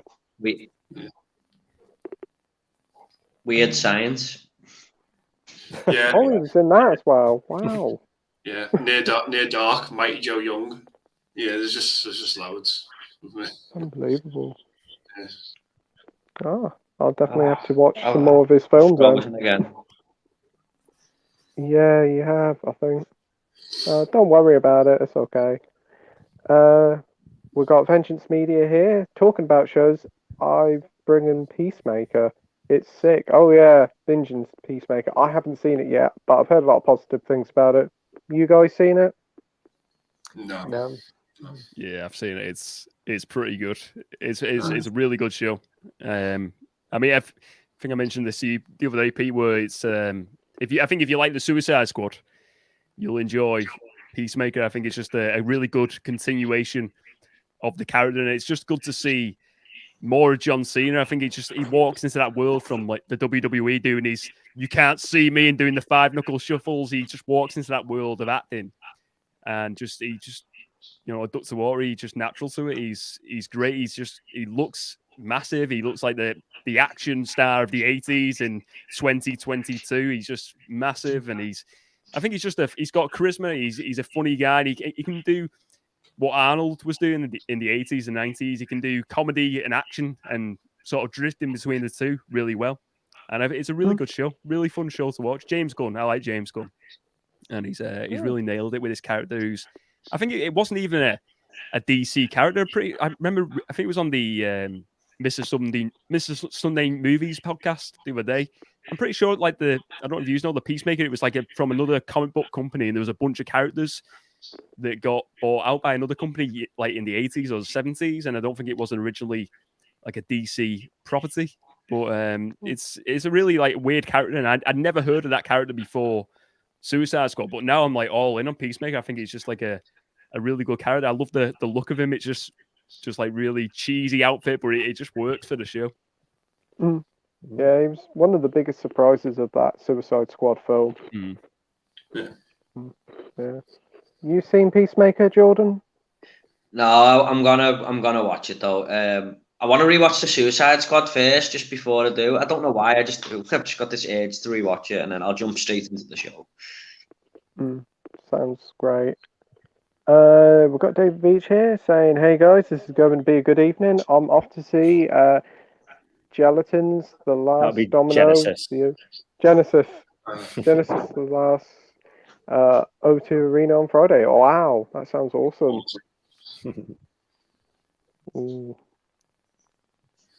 DVD Even Film Bloke says, that sounds great. I had heard the one of Blu-ray had a shit transfer. I can't judge it since I only have the DVD, but it's pretty good release to be fair. DVD Even Film Bloke says, I need to watch Get Carter again because I remember it being great. Yeah, it's a fantastic film. We got Jake the World Ender. Lol. What did you think of the Batman and his cyber bitch what the heck? I thought the Sellotape Man was pretty good. I think Moon Knight will be interesting. Looking forward to when he. Okay. Okay. Marvel fan says, do you think the Breakfast Club will get a 4K release as well as a 4K steelbook? Highly likely, I would say. Yeah, probably at some point. Yeah. It's a big enough film to warrant a 4K release. Yeah. We've got DCR 80 Gaming saying hello, gents. Thanks for joining, mate. No, DCR. Dr. Impossible says I've held off for so long to get Carter. The BFI and Warners have worked together on restoring the transfer, and apparently it looks stunning. Ooh, that does sound good. DVD Film Bloke says I went to see the Batman, went to H&B on a whim, and picked up the Cornetto trilogy. Not seen The World's End, but really enjoyed Shaun of the Dead and love Hot Fuzz. World's End is enjoyable, but it's not as good as Shaun of the Dead or Hot Fuzz. It's a solid, entertaining watch, but the other two are just near perfect. What do you guys think? Yeah, I think Hot Fuzz. Hot Fuzz is the best out of them three for me. I think, like I said, World's End is just it's not the best. It's an okay watch, but it's nowhere near the level of them first two movies. The standard just drops slightly on that third one, but yeah, I love them. The first two films are brilliant. Absolutely, it's so. What's the Edgar Wright, isn't it? He's the one who directed him. It's just so quick, his editing, and like, especially in Shaun of the Dead, you notice it when they like shut doors and just when they go between scenes, and it's like when there's the first scene when he goes to sleep, Sean, and it becomes daylight, and they have like a light on the outside, and it just goes from dark to light. I just love his editing style, but it's just the pacing's always there. It's always quick pacing. I think it's just a really I love Simon Pegg. Simon Pegg's awesome. Yeah, Great I chill. agree. Yeah, them first two, brilliant. Totally. Mike? Yeah, my favourite's probably Hot Fuzz. I think it's a great film. Shaun of the Dead's enjoyable. Not a fan of World's End. I thought it was a bit boring, to be honest. It did get better towards the end, but it just took a bit too long to get going for me. And yeah, it just didn't really reach the heights of those first two movies. Yeah. Andy? Yeah, I think Shaun of the Dead and Hot Fuzz are two great movies. I like The World's End, but it starts off pretty good, but it sort of nosedives a little bit for me. It's not terrible, but it's still enjoyable. But yeah, I think Shaun of the Dead's probably the one that's the most rewatchable, but Hot Fuzz is probably like the best movie out of the three of them. I think there's just so much going on in that movie. You have to watch it multiple times because you just missed so much. You can't watch that movie once and take everything in. It's just like AP was saying about the editing. It's just you've got to have such an eagle eye while watching that movie. It just requires you to watch it a couple of times. Yeah, totally. Jordan? I've only seen Shaun of the Dead and Hot Fuzz. Absolutely loved Hot Fuzz. Do you know what? I wasn't a fan of Shaun of the Dead. I watched it when it first came out and I was a teenager, and it was just doing me head in so much that everything that come out back then was a zombie. It was a horror comedy, and I just wanted plain horror, and everything just seemed to be horror comedy, and I think I just that's what I didn't like about it. But I know for a fact when I rewatch it, I'll probably enjoy it a lot more, and I've been meaning to for the longest time. So I'm gonna have to give it another go. But I love Hot Fuzz. Yeah. Peter says, yeah, on second thought, Spooky Nights is a 10 for me too. If that film is not a 10, there will be no 10s. Yeah. Jake says, I'm looking forward to when Moon Knight will birth those... Well, I have no idea what it's on about. DVD from Film Bloke says, when that release comes out, give it a go. It's great. It's one of the best British gangster films for a reason. Yeah, I do agree. David Beach says, as you said, Jordan, Genesis. Good evening, guys. This is going to be a good evening. I'm off to see Genesis on Friday in O2 Arena in the last Domino Live. Sounds like it's going to be an incredible evening, mate. I hope you enjoy it. You'll see Phil Collins with his walking stick and sitting in his chair for the whole concert. Yeah. Peter says there's a few actual porn pros in Boogie Nights too. Like Nina Hartley plays that woman who's constantly cheating on her husband. Yeah, Little Bill's wife. Yeah. Oh. She's like an actual professional porn star. Like every scene you see her in the movie, she's shagging someone.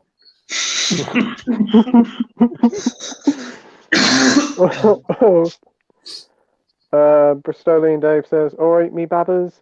Hope everyone's doing well. Hi, Dave. Hope you're doing well, Dave. DCR says Roller Girl was hot. And he also said, great performance by Philip Seymour Hoffman in Boogie Nights. Yeah, definitely. We've got Dr. Impossible says, get Carter many times. Kane's finest role since The Man Who Would Be King with Connery.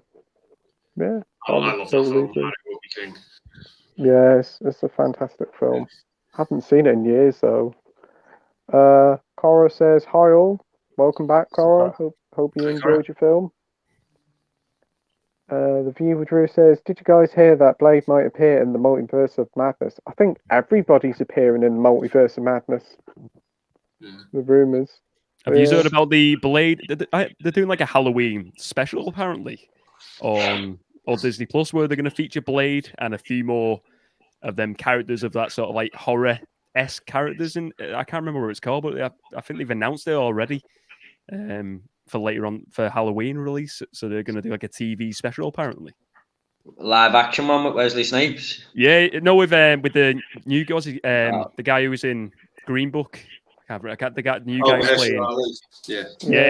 Yeah. So I don't know if like the what's the Kit Harington's character? Is it the Dark? Is it the?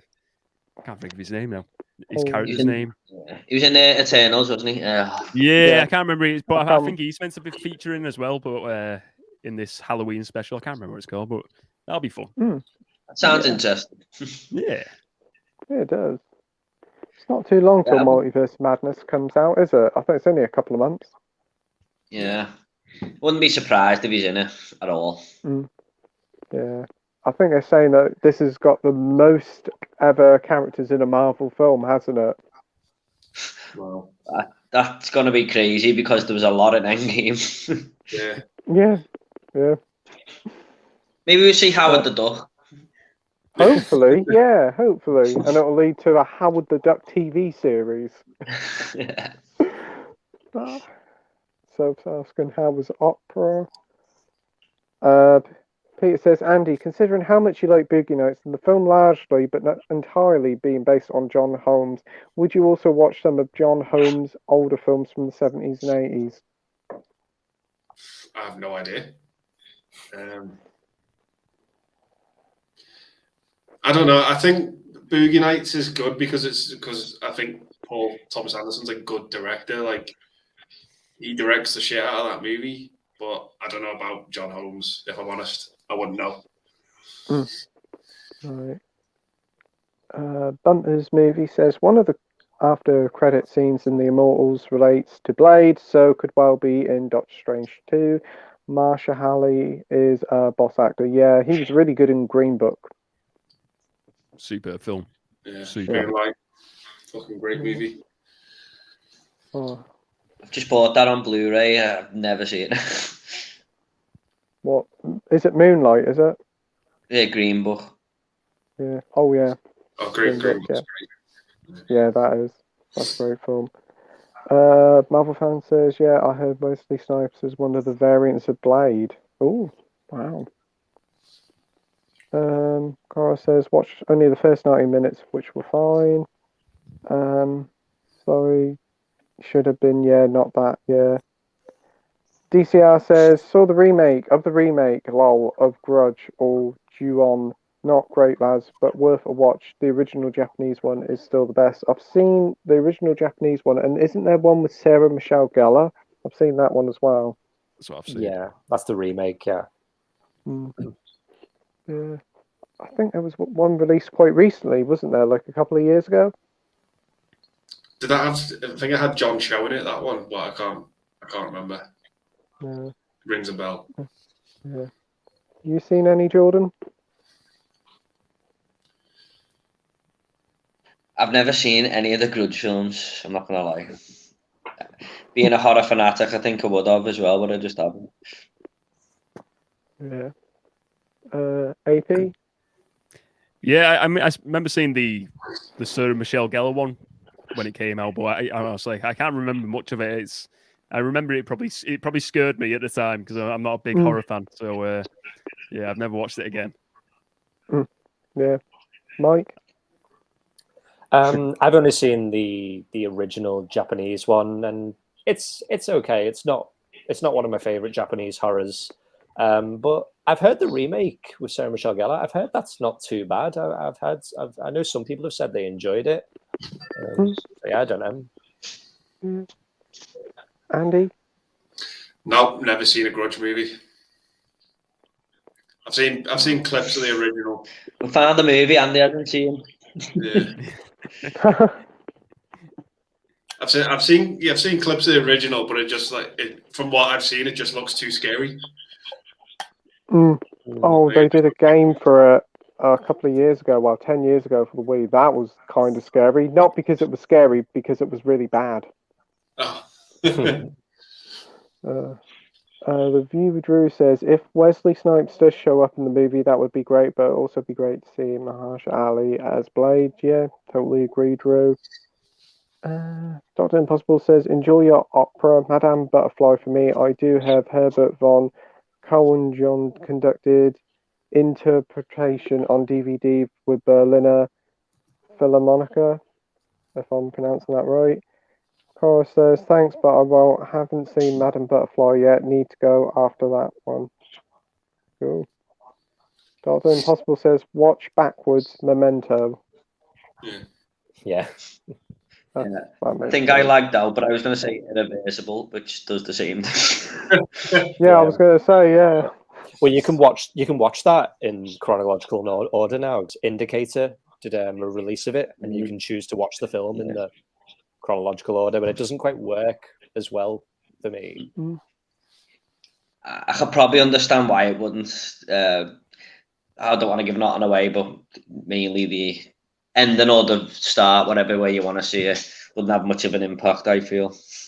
Yeah, I think it would just be a kind of like a standard revenge movie if it was just chronological order. But I think the movie being backwards, I think it's more than just a gimmick. I think it's trying to say something a bit more deeper. That's one of my proudest unboxings, that, because I've done it backwards. Persona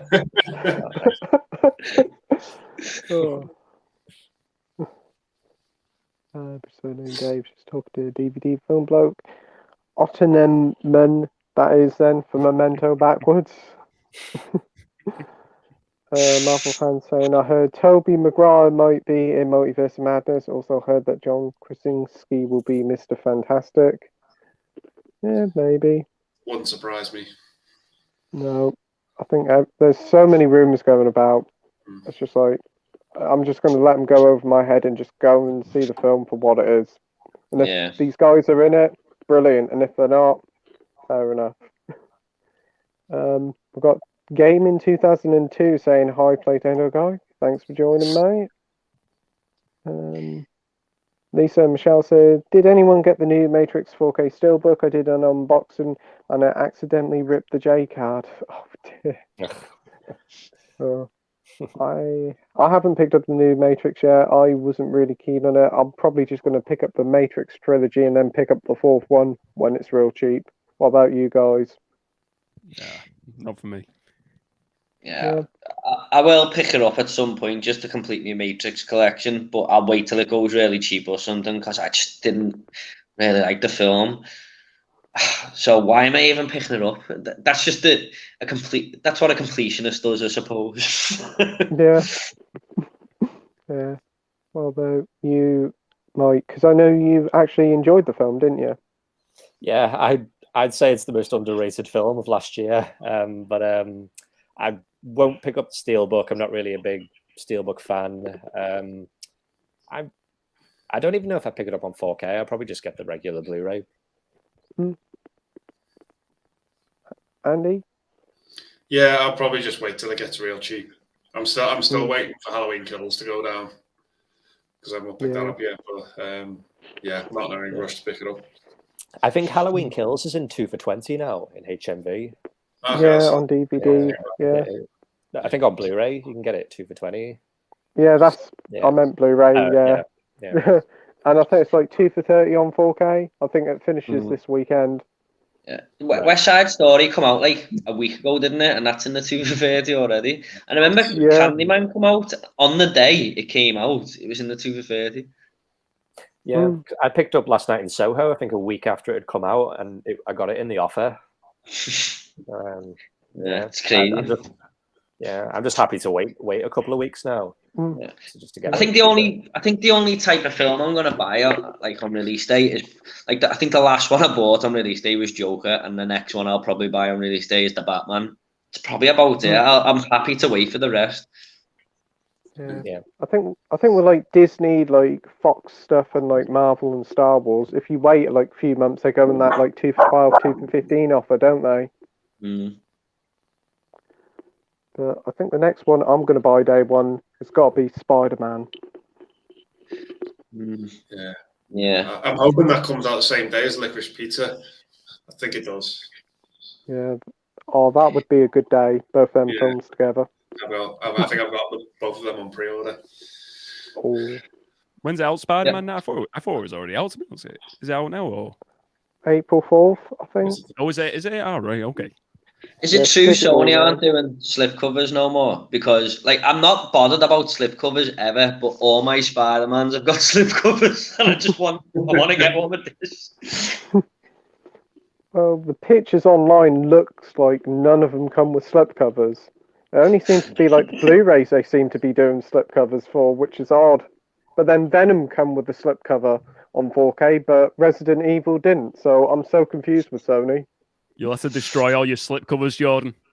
I know. For all the other ones. I'll upset a few people if I do that on the Facebook groups.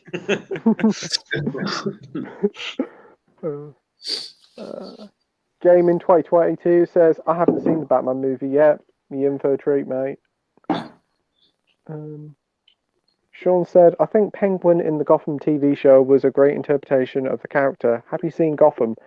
Only seen the first series.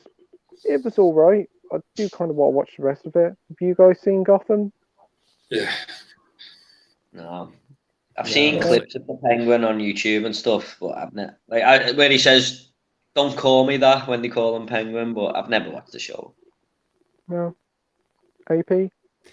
Yeah, I've only seen like a few episodes of the first season, but I've never watched it all in. But I've seen similar to Jordan. It's just I've seen clips on YouTube of like the Joker, the version of the Joker in it, and I know they couldn't call him the Joker, could they, and stuff like that. And he looked like a good like incarnation of that character. But I think like the Penguin they all look like really good versions of the villains, and same with the Penguin. But I never got into that show. It just wasn't a show for me. No. What about you, Andy? Yeah, I've seen all 5 seasons of it. It's not a great show. It's just fine for what it is. It doesn't do anything special. It's just passable.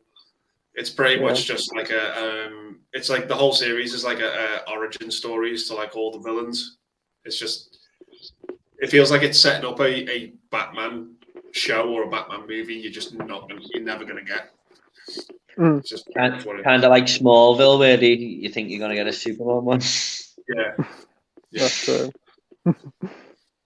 Soph says she loves that show. Kind of had a crush on him. What a shocker! Haha.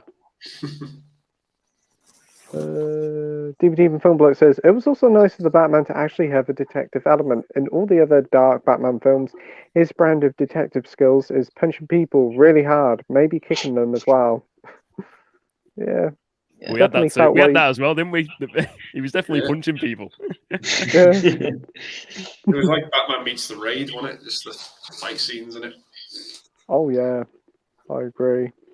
No, I agree with that though, because like I loved all that. Like it was kind of like Seven, wasn't it? Like I loved all that, the clues and stuff like that. Yeah, he was actually the world's greatest detective. He was a detective in it, so it was great to see. Peter says, so it's a boring answer, I guess, but I think my favourite Bill Paxton performance is in Aliens. He's also fun to watch in The Terminator and Weird Science. Yeah. There's a great movie he's in with, it's got a great cast to it called Streets of Fire. If anyone's seen that. I've heard of it, but I haven't seen it. Awesome movie. I absolutely love it. It's like this rock singer gets kidnapped. And he's like the bartender at this bar, and it's a lot of fun. It's got like Rick Moranis in it, Willem Dafoe's in it, superb cast. Yeah, it's a really underrated movie. What's that called, Andy? Streets of Fire. I'll look out for that. Sounds alright. Rick Yeah. Moranis. Yeah. And Willem Dafoe. Soul. Yeah. To name a few. I can't remember who else is in it, but I know the cast is like it's amazing. Yeah. Sounds great. We've got Jill saying, "Evening, everyone. What is the reasoning behind your YouTube name?" Do you want to go first, Jordan? I think he's paused again. Yeah. You know what? I just thought of Bookworm. Sorry? Is it working? Oh, you're right. You're right, yeah.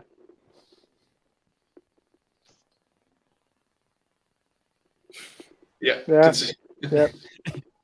I'm okay. I think there might be a slight delay your end. We can hear you, buddy. I think my voice is like way behind.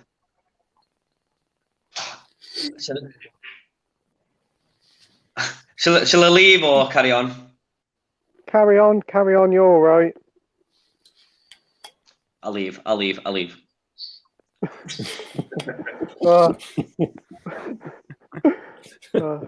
Sorry about this, everyone. Don't worry about it. It's okay.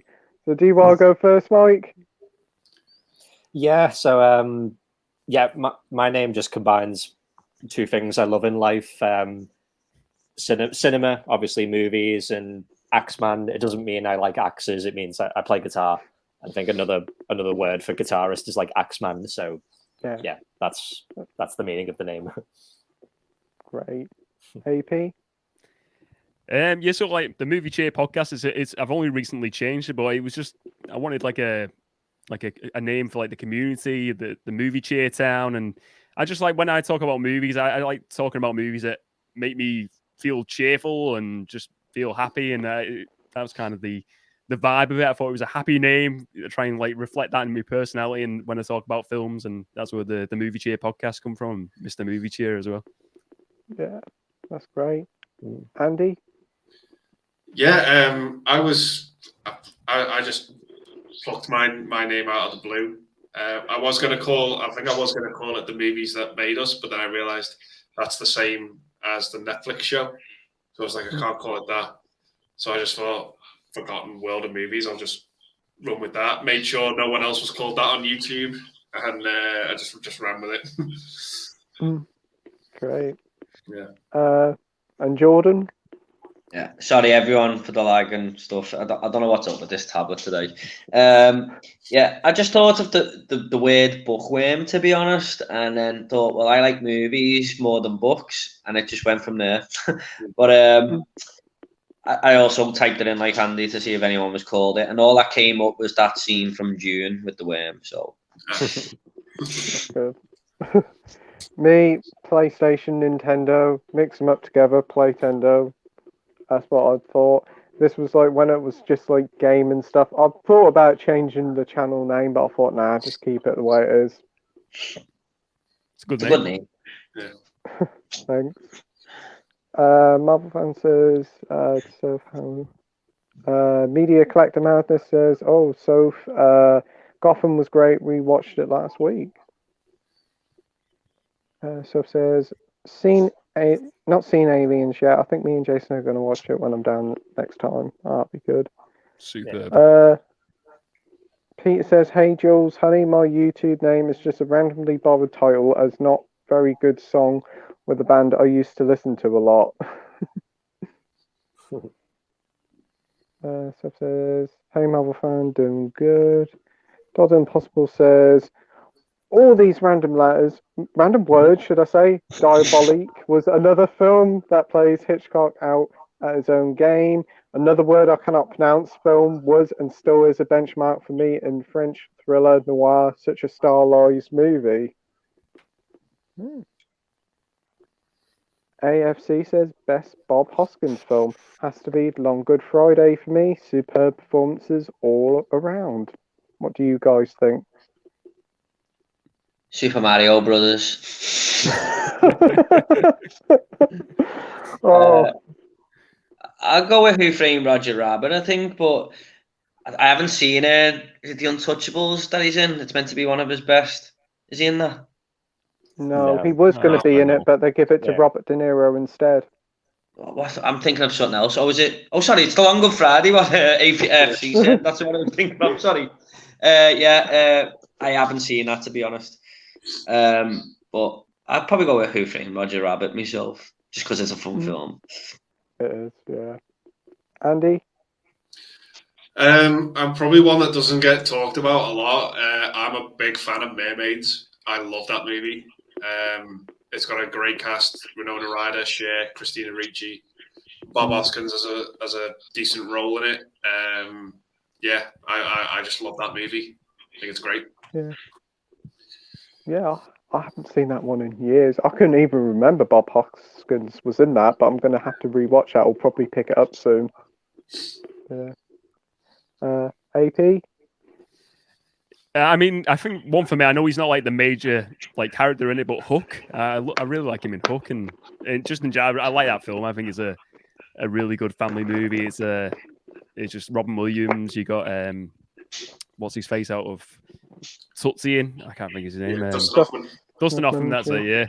And Bob Hoskins, he plays Captain Hook's right hand man, doesn't he? That's it. That's it. Yeah. I love that. The soundtrack it's got like a John Williams soundtrack. It's Steven Spielberg as well. He directed that, didn't he? So yeah, I really like that film. Really good one. Awesome. Mike? Yeah, I was going to say Mermaids as well. I think that's a really underrated movie. And the other one, I would say Super Mario Brothers. I love that movie. It's just pure nostalgia for me. Yeah, I watched that last year, and that was an experience, to say the least. Oh, yeah. For me, Longer Friday is fantastic, but I'll probably say Mona Lisa. I watched that recently. Got Robbie Coltrane in it. Michael Caine as well's in it. Oh, it's a really good little British thriller. I enjoyed it a lot. Yeah. Jules says, hi, Marvel fan. Soph says her YouTube name is a business name. Pete says, Soph, Aliens has a bit of flashing lights, but it's an amazing film and in my top 20 films of all time. I love Aliens. It's so rewatchable and overall amazing. Yeah, I agree, Peter. That's a film I give a 10 out of 10 to. Yeah. Yeah. Marvel fan says, has anyone pre-ordered Days of Baghold Summer on Blu-ray? After 3 years, we're finally getting released for the movie in the UK. I have never heard of this film. Have you guys? Never heard of it. No.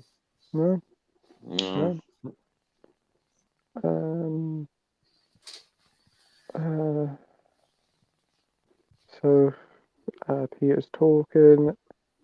Jules. DVD and Film Block says, I would be pissed if the Batman 2 didn't feature Crazy Quilt, Kite Man, and the 10-Eyed Man. It would be great if all three of them were in it. Oh. Jules. You're corrupting me. What?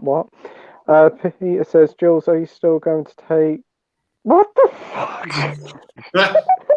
Right. Oh my days. We're supposed to be a family-friendly stream. That's gone out the window. Soph's got it right. Peter. Oh, God Impossible says Danny Elfman's score to both Batman and Batman Returns does what Williams did to Jaws. Unforgettable scores that all have other films lack so badly. Film scores today have become very reductive. Yeah, reduced. I agree. I think Michael Giacchino, he does well. His scores are always pretty good. He done the Spider-Man and the Batman. The Batman was his soundtrack. The score for that was phenomenal. It was just dead magical. I remember listening to the Batman theme and just thinking, it sounds completely different to the Elfman and the Hans Zimmer soundtrack. And it just like sounded like something out like a movie out of like the 50s or 60s. It just sounded like this grand epic theme. And it was like that throughout the movie with like the Catwoman themes and stuff like that. It all sounded really like unique to the character. And I think it worked really well then once. Yeah, it was very different, wasn't it, compared to other Batman scores? Like, yeah. Yeah, it's one of the best like original soundtracks for the past few years. I definitely agree. Definitely. Yeah. Andy? Yeah, no, agree. I love Danny Elfman's score and sorry, go on, people. I was gonna say, I think the Batman ones that Elfman did were brilliant, but I think his best work he's ever done is Edward Scissorhands. I just think that is a flawless soundtrack. You know, the score to it, it's stunning. It's perfect. I just think it's his best work. Yeah. What about The Nightmare Before Christmas, Andy? I do love it. I do love it because I know Danny Elfman did the singing voice as well. Yeah, for Jack. Yeah, for Jack Scanton. But yeah, no, I do love it. I do think it's great. But yeah, for me, it's Edward Scissorhands is like his apex, the top of his game for me. That's just me personally. But yeah. Yeah. Jordan.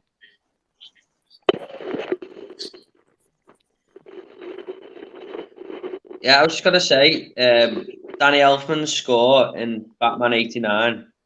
Am I lagging again? A little bit.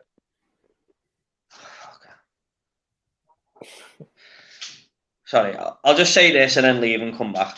I think Danny Elfman's score in Batman '89 helps so much in that scene with Bruce Wayne's mum and dad's death.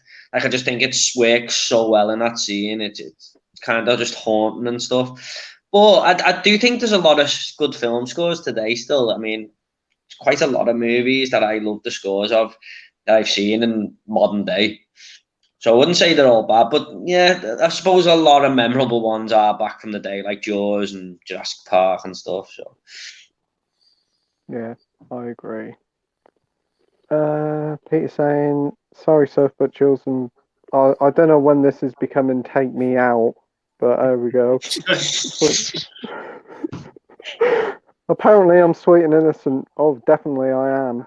So saying, me and Jason saw X on Sunday, but they both weren't that keen on it, unfortunately. I thought that said that we saw Jason X. Yeah, I did for a minute. Yeah. And Sub says the same. This is not blind date. No, playing Cupid here. Haha.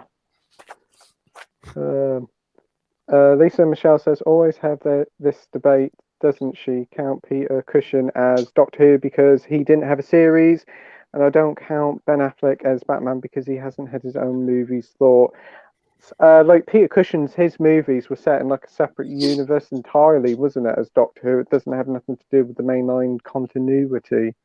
But like Ben Affleck is kind of Batman because it is a part of that DC EU stuff, and with the whole of the Flashpoint stuff coming up, he is kind of counted as like Batman because like with Michael Keaton coming in.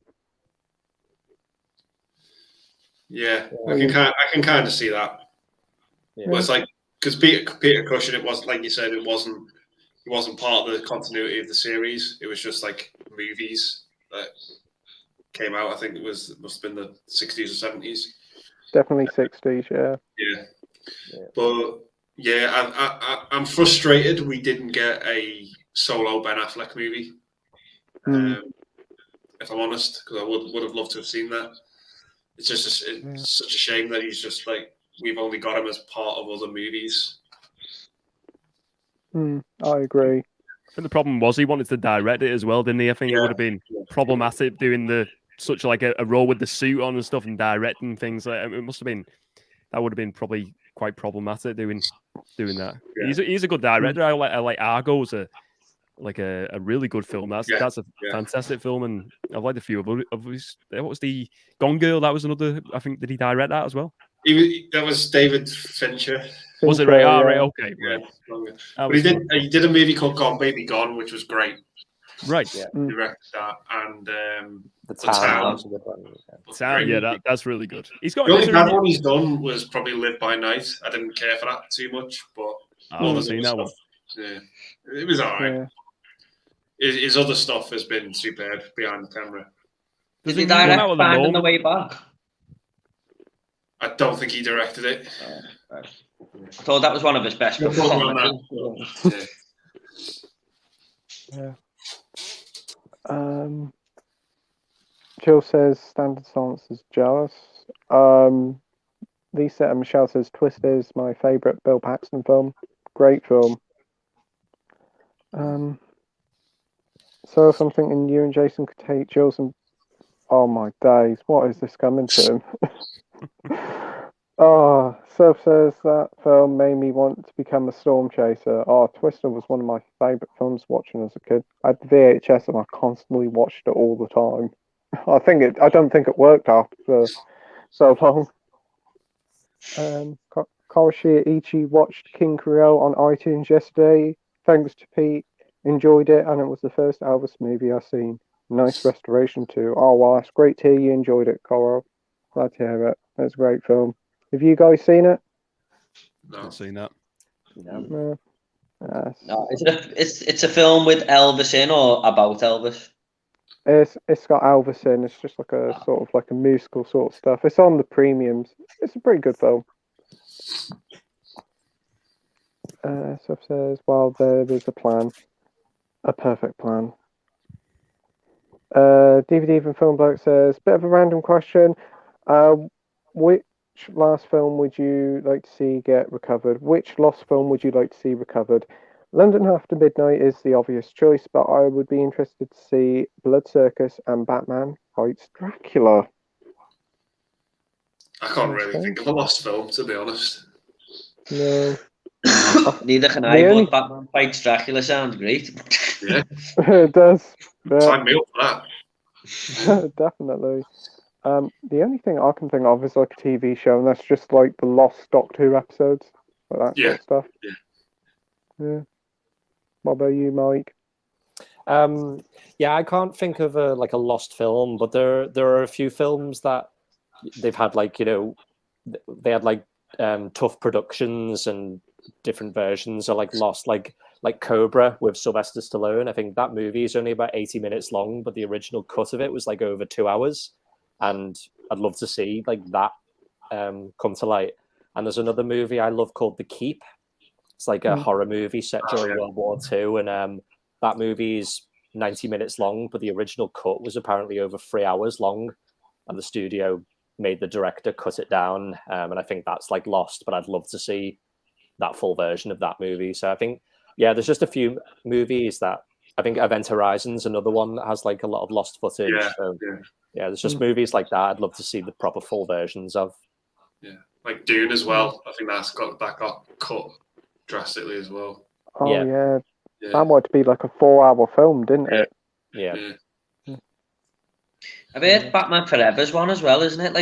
I heard a lot of YouTubers recently saying there's a 3-hour version that's it's more serious. Quite darker, Yeah.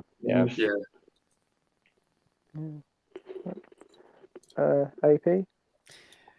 I think there was a Fantastic Four release before they had the early 2000s ones, and I think they made there was something going on with the rights apparently I think it might be in either the late 80s or the early 90s. I don't know if any of you know about this, but where they made a film. I think Marvel made a film, or one of these production houses made a Fantastic Four movie, so they couldn't lose the rights. I think that's the way the story went, or something like that anyway. But they didn't release the movie, so they made this really bad Fantastic Four movie, and then it just never got a release. And I think you could probably watch it on YouTube. I think I've seen little bits of it on YouTube, but and I think they've done a documentary about this more recently. This Fantastic Four release, but I think that would be cool. Heard about it. Yeah, just something like that would be. I know it's probably not any good at all, but just out of curiosity, I'd be interested just to see what that's like, and just to see how bad it is and how cheesy it is. I think it'd be fun to see. Maybe we'll see some of them in the Multiverse of Madness. We'll see in the middle of the movie we just jump to the cut of this really bad Fantastic Four movie. Yeah. Oh. Dr. Impossible says Frailty is pretty disturbing, especially the kids being involved with the main protagonist of the film. But the film is well directed, and yes, Andy, A Simple Plan is a forgotten masterpiece. Yeah, I love that film. Yeah. Bill Paxton actually directs Frailty, doesn't he? Yeah. Really? That's such a good film, though. I love the cast in that film. Such a great cast in Frailty. Yeah, young Matthew McConaughey's in it. Got Powers Booth. Yeah. Really? Wow. I'm going to have to watch it real soon, definitely. I haven't even heard of this film until at the weekend when Soph watched it with Jason. It's so good. Got one of the best endings to a film ever as well. It's just an amazing movie. I love it. If I was doing like the top 100, I think it'd be in it. I'm gonna have to search out for a copy. Jill says, I'm on it, are you? So I'm worried. Media Collector Madness says Bill Paxton was great in Marvel's Agents of S.H.I.E.L.D. and Weird Science. Oh, was he in Agents of S.H.I.E.L.D.? I've seen a few episodes, but I didn't remember he was in it. Never watched it. No. I think his son was in it as well, wasn't he? I think his son played the younger version of his character. I've not seen it, but I've heard that his son featured after he passed away. Probably. DVD Film Bloke says, okay, Blood Circus technically isn't lost since the negatives still exist, but there hasn't been a release of it since the 80s. It's probably really shit, but it looks funny bad. Sub says, Bill Paxton in Titanic. Love it. Yeah, when Andy said he was in it, I was like, was he? And he's the guy at the start, wasn't he? Yeah. Pops up in like a lot of James Cameron movies. Yeah. Trespass, great Walter Hill film. Yeah. No, There's one called he's in a movie with Mark Wahlberg called The Traveller, and that never gets talked about. It's pretty good. Really underrated. I've heard of that film, with Mark Wahlberg, but I haven't seen it. Jill's saying he's a great actor. Lisa Michelle says, every time Andy shakes his head, I start laughing. You should have a bobblehead made, which is a compliment because I'd buy one, I'd collect anything. Thanks. I don't realise I'm doing it.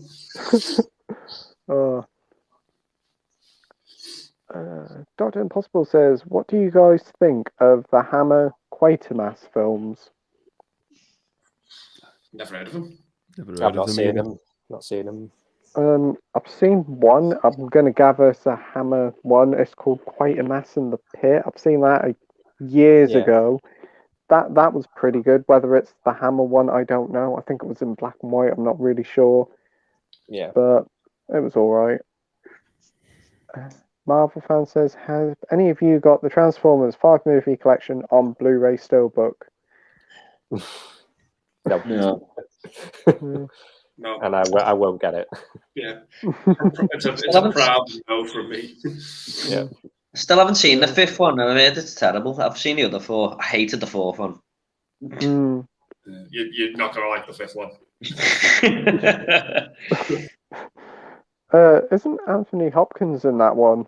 The fifth one? Yeah. And didn't Anthony Hopkins call like Michael Bay a genius or something like that? Like after he was in the movie, he was just like praising him so much. Yeah. Oh no. I unfortunately have all the Transformers films on a mix of Blu-ray and DVD, and unfortunately I have the fifth one on Blu-ray and DVD for some reason. I think the first one's all right. The first one's all right. The first one's good. And then the second one just completely lost me. Out of the sequels, the third one's probably the best. Yeah, it's not too bad. I do like Bumblebee, but that's sort of like a spin-off-y sort of thing, isn't it? I thought the first 10 minutes were immaculate, and then it just turned into an ET rip-off for me. True. Yeah. I'm looking forward to this new one they're supposed to be doing. Is it like Beast Wars? I hope they don't mess that up because I loved that show as a kid. Yeah. That was my Transformers growing up. Beast Wars. Yeah, I'm same. I'm never into Transformers, but Beast Wars was Around the same time. Yeah. It was. I love the figures and Beast Wars was great. Yeah. Beast Wars is that's my earliest memory of you, Andy. Like just loving Beast Wars. Talking about that show. Yeah. Loved it. Wow. The first season's really good, but like season 2 and 3 get really dark. Yeah. When like characters start getting killed off. Really? Yeah. Wow. Yeah. Isn't it like CGI animation? Beast Wars? Yeah, it was. There was a show before it called Reboot. Yeah. That was like the the catalyst driving force for like that type of animation, and then Beast Wars sort of was the next show after that. But yeah, no, I loved it. I still think it holds up. Maybe not so much animation wise, but story wise, definitely. Yeah. Yeah. Lisa Michelle says, I picked up Duel today for £6 at CX on Blu-ray. For so long, it's just a fantastic film. Anyone else a fan? Yeah. Love that film. I didn't like that one. I wasn't a fan of that one. It took me a couple of watches to get into it. I wasn't a fan of it at first, but then it really, really grew on me. Yeah. I thought the trailers looked really good. I was really excited for that, but maybe it's like one of those where you need like you said, a second viewing. I think there's certainly films like that where you do need to give them a second watch and you get a different output. Definitely. Yeah. Cool. We got Nick's movie talk here saying hello. Sorry I'm late. No worries about it. Thanks for joining, Nick. Dr. Impossible says, Andy, did you ever see a Michael Apted film called The Squeeze about a group of bank robbers and an Irish cop played by Stacey Keach who was hunt down the gang shot in 77's London? I've not, no. I think I've heard of it, but I know a couple of movies with Stacey Keach, but I've never seen The Squeeze.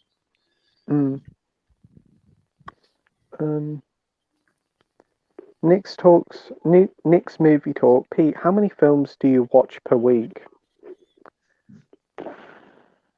I would say between 5 and 10. If I can. Depends. Normally at weekends, on a Saturday and Sunday afternoon, I'll just watch movie after movie after movie, and I can fit like about 3 or 4 in. But yeah. What about you guys? How many films do you watch per week? Depends, really.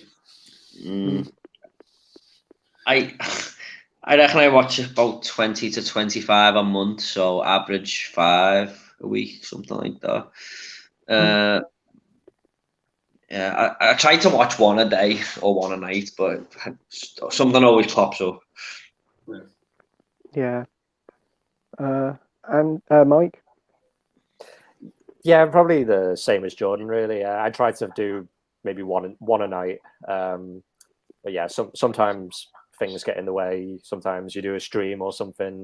So we'll be watching one today. Well, I did watch one today earlier, I suppose. But yeah, yeah, maybe about 5 to 7 a week. Yeah. AP? I'd probably say maybe like 3 or 4 on average. But I suppose doing the YouTube channel on movies now, it's made me watch more, and especially if you're doing a video on a certain topic, I go out my way to watch a certain movie. So some weeks I'll maybe watch up to 10, but I'd say on average probably 3 or 4. And then it's so you get to the end of the day, sometimes you want to watch a film, but you're too tired to watch a certain type of movie, and then you just end up putting YouTube on and watching YouTube for about an hour or two. And I'm guilty of doing that more sometimes when I get in, especially in the evenings and stuff. But I do like maybe 3 or 4 and just try and get through the movie watch list as much as I can. Yep. I've never really bothered to look about run times, but since I've had the baby, me and her just look at run times, and as long as they're 90 minutes through the week, they're the ones we watch now, because we're always like tired by the end of them. Yeah. That's the first thing I look at now before I put a movie on is the runtime, and if it's like maybe 2 hours, over 2 hours, I'm sometimes like, oh, can I be bothered with like 2 hours? Or sometimes I just like a nice 90-minute or less. Yeah. Usually save them 2-hour ones for the weekend if I can. Yeah. Yep. Lisa Michelle says, question for Movie Worm. Sorry, mate, I don't know your real name. That is my real name. I heard earlier, do you do video game videos? What consoles are you into, and do you play retro consoles? Yeah, I do the odd video game video. It's like 99% movie related to my channel, but like I've done the odd one. I've done my top 10 video games of all time and stuff. I play the PS5 and the Switch. I've got an Xbox One as well, but I mainly just use that now for like, all my streaming and stuff like that. It's like a hub, really.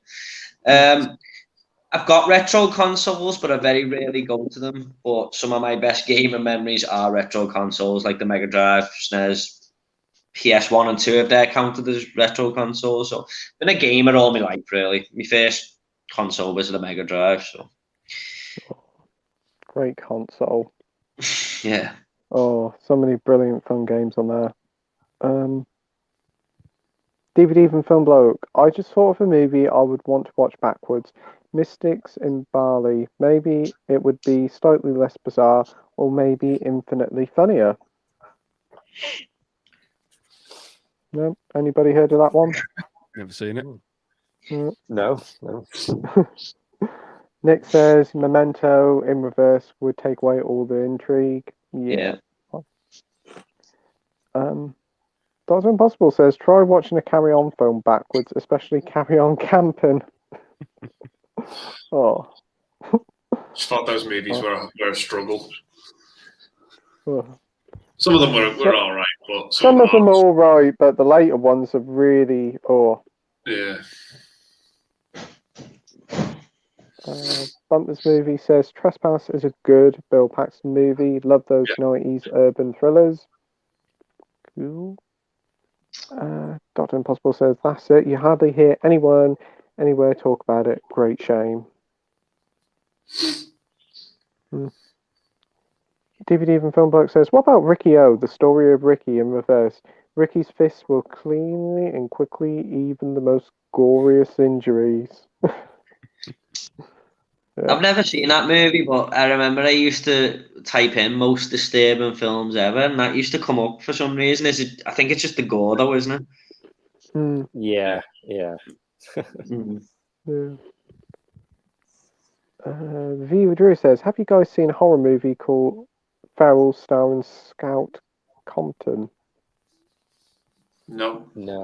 Don't think so. I know she's I know she's the one who played Laurie Strode in the Rob Zombie Halloween. I haven't seen any other movie that she's done. No. Pete says, I've seen Streets of Fire, completely missed Paxton in it. It's good. I need to rewatch it. Yeah. The name of that film just reminds me of Streets of Rage. Sorry, I agree. It's a fun film. It's just like everything you'd want from like an early 80s movie. It's just got a great cast in it. A lot of fun. Great music in it as well. Cool. Oh, you're selling me on more films, Andy. You're selling me on more films. Got a bankrupt Pete. I'm just by mentioning all these movies. All these movies, but no space for them. Yeah. Marvel fan says Jackass Forever DVD and Blu-ray is scheduled on the 2nd of May. Not too far away. Yeah, I'm picking that up on day one because that movie was fucking hysterical. I've heard the opening's quite funny. If you like your Godzilla movies, yeah. I might have to pick it up. I heard it's getting a 4K release as well, or was that America only? I'm not sure. Peter says Jordan is so sensitive. I don't know what he's talking about. Dr. Impossible says, what's the best action sequence you've ever seen in an 80s or 90s film?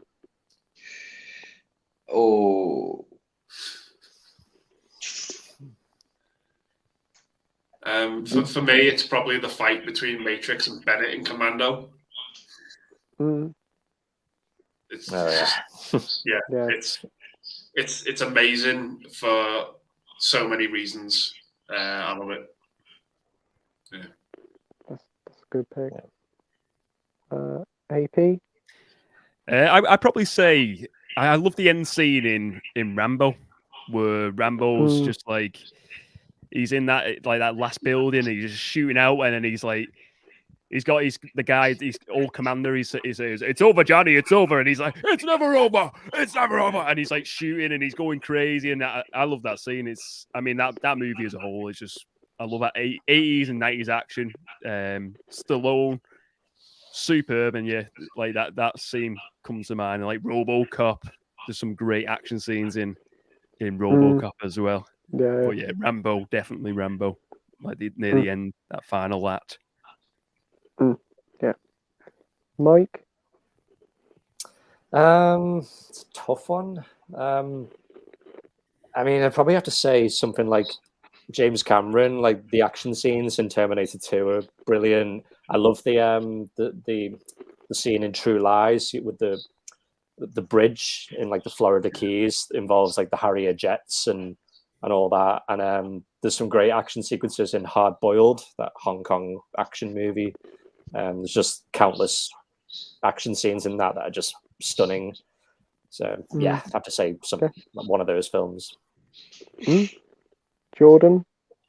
I'd like to say the tech noir scene in Terminator 1 because it's my favourite scene ever, but I don't know if there's so much action in it. It's more tense build-up. It's just a bit of shooting at the end. But I love the Cyberdyne chase from Terminator 2. Like, everything from that Skynet building where the police storm it to the chase. It's just like 15 minutes of movie perfection to me, that. Yeah, I agree. For me, I'll probably say RoboCop. Some of the shootouts in it are absolutely fantastic, like in the warehouse, and like the final end, like some of the ways the foes are dispatched are quite brutal, especially one of them. Yeah. That guy probably deserves like the electric chair, and you still feel sorry for him.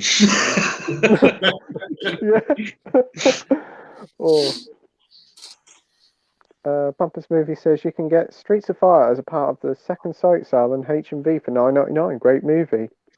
Oh, I didn't know that. I've just picked a couple of them up, so I'm going to HMV this weekend and see if that's there. I didn't even notice it. I didn't even know it was on second sight. So thank you, Bumpus Movies. I think I know what I'm picking up at the weekend. Yeah. Super Mario Brothers one.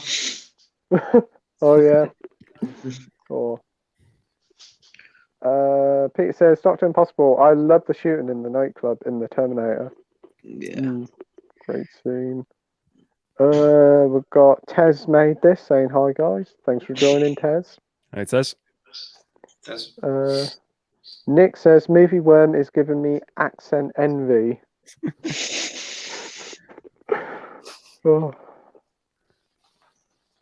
Great moment in Terminator, says Dr. Impossible. Dr. Impossible says 24/7 for me. Hoskins was brilliant in that Shane Meadows film, Unforgettable. Need to see that. Wasn't he Enemy at the Gates as well? Yeah. That sounds like a really good war film that he's in. Did Shane Meadows make a film called Unforgettable? Shane Meadows, who made This Is England and Dead Man's Shoes. Yeah, I didn't know he made the film called Unforgettable. No. Might be getting mixed up with the name. I don't think he made that. 24/7. Yeah.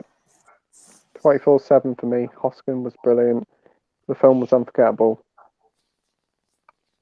Oh, sorry, I've read it wrong. Yeah, sorry about that. Movie called 24/7. Yeah. Right. Okay. Yeah. I thought it was called Unforgettable as well. Yeah. Sorry about that.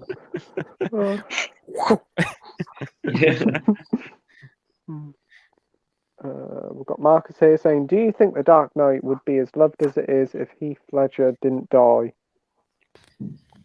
I don't think it would have been as successful. I just think because the Batman Begins didn't actually make that much money in comparison, but then when The Dark Knight came out, it made like, what was it, over $1 billion or something? And I do think if he hadn't have died, it wouldn't have been as popular. I think it still would have been loved, but I don't think it would have made as much money. Yeah, I think you're right. What do you think, AP? Yeah, I mean, it's hard to say. I think just in general, it was it was his movie. It was the Joker was the main guy in that movie. It was more a Joker movie than it felt like more of a Joker movie than a Batman movie. But it's hard to say. And if it would have been interesting to see just in general what would happen if he hadn't have died, and they did a sequel with him. Where would the character go? And would we if we seen a third movie with that incarnation of the Joker, would we? And it was like a really bad version of it. It was like a really bad take on it in the third movie. Would we still look back at the Dark Knight and be like, "Oh, that was the best version of the Joker ever"? Or would we all be going, "Oh, yeah, he wasn't that good"? You know, Jared Leto's version was way better. You know, who knows? Yeah. Interesting Andy? question. Yeah, no, I agree with all of that. I don't think it would have been as popular. If I'm honest, shame to say. But yeah, I would have been the first person to hold my hands up before seeing the movie and say Heath Ledger was a terrible choice. Yeah, I because I remember think that. a lot of us sort of were in that boat. We were all proved wrong.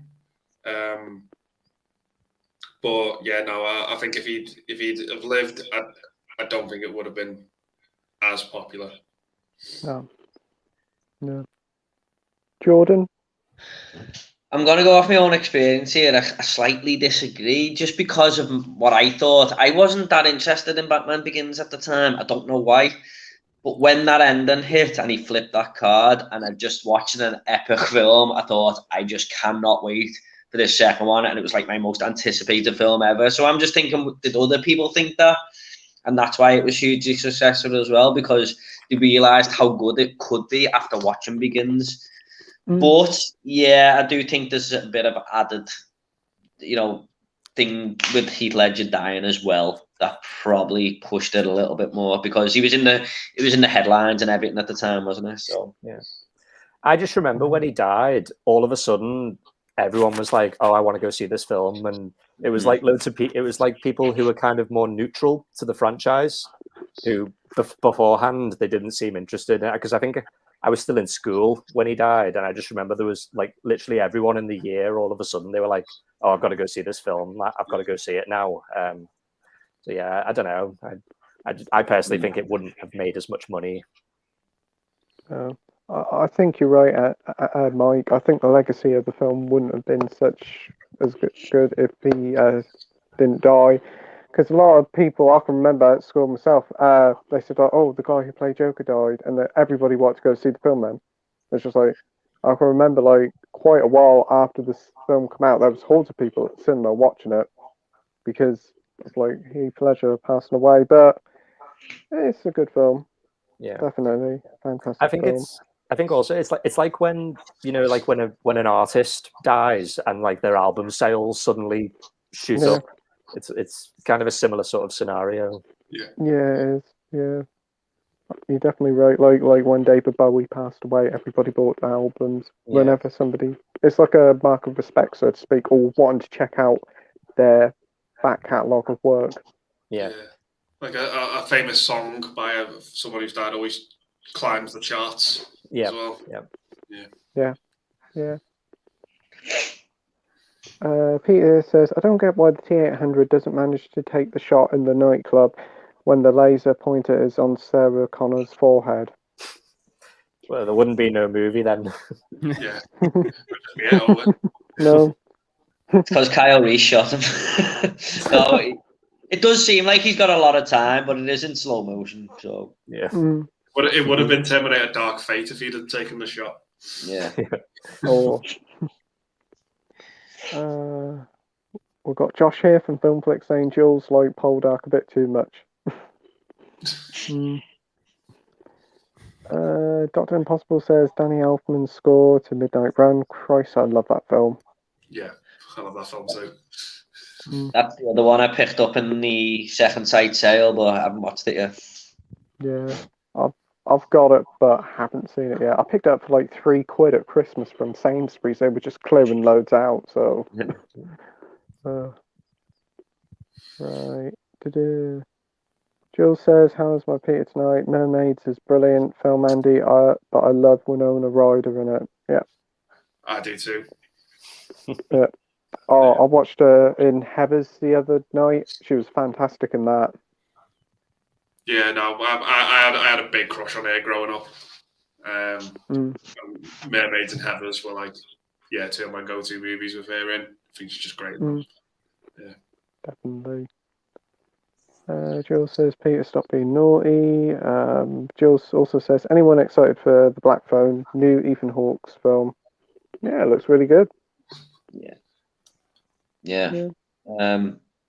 One of my mates, Luke from Movie Massacre, did you see his video that he done? No, not yet. It was just a theory he had on that film, what it could be, and he had me convinced. Now I don't really want to say it because it might spoil it if it does happen, but it probably won't happen if you get me. Okay. Is that where he's got a mask on? Is it? Is that Ah, right. Yeah. Okay. Yeah. I thought the film was supposed to come out like late last year. Yeah, it got IGN and everyone reviewed it, didn't they? They all got like early access, and then it got delayed till like June or something. Yeah, I just thought like, oh, it got reviewed, so it must be out somewhere in the world, but then it got delayed. It's just odd. It's actually classed as a 2021 film, but it got good reviews, to be honest. So, well, hopefully it won't be too long till it comes out. Yeah. Cora says, think I'm going to block about half of you people in 3, 2, 1.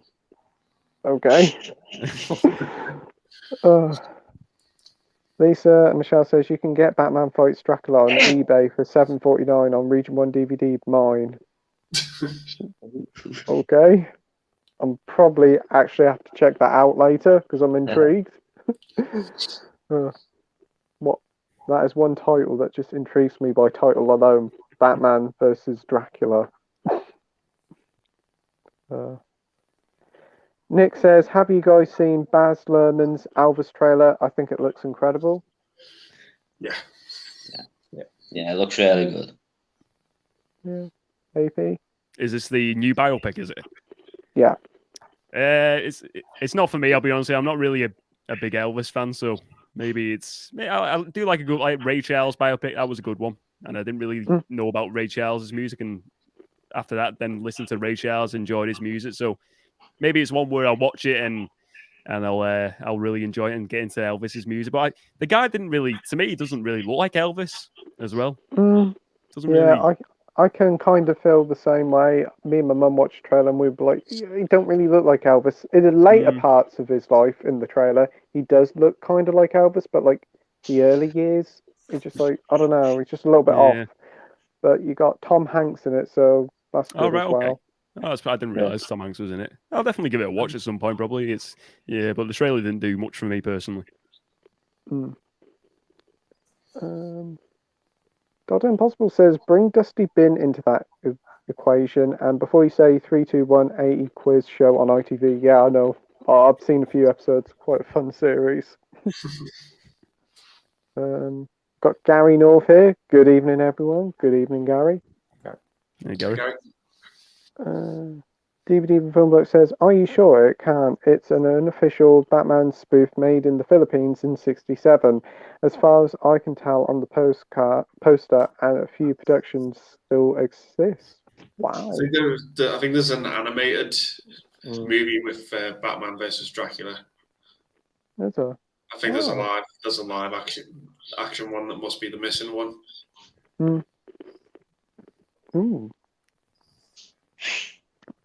Josh says, hi guys, by the way. Hi Josh, hope you're having a good night. Gary says season 1 he was in.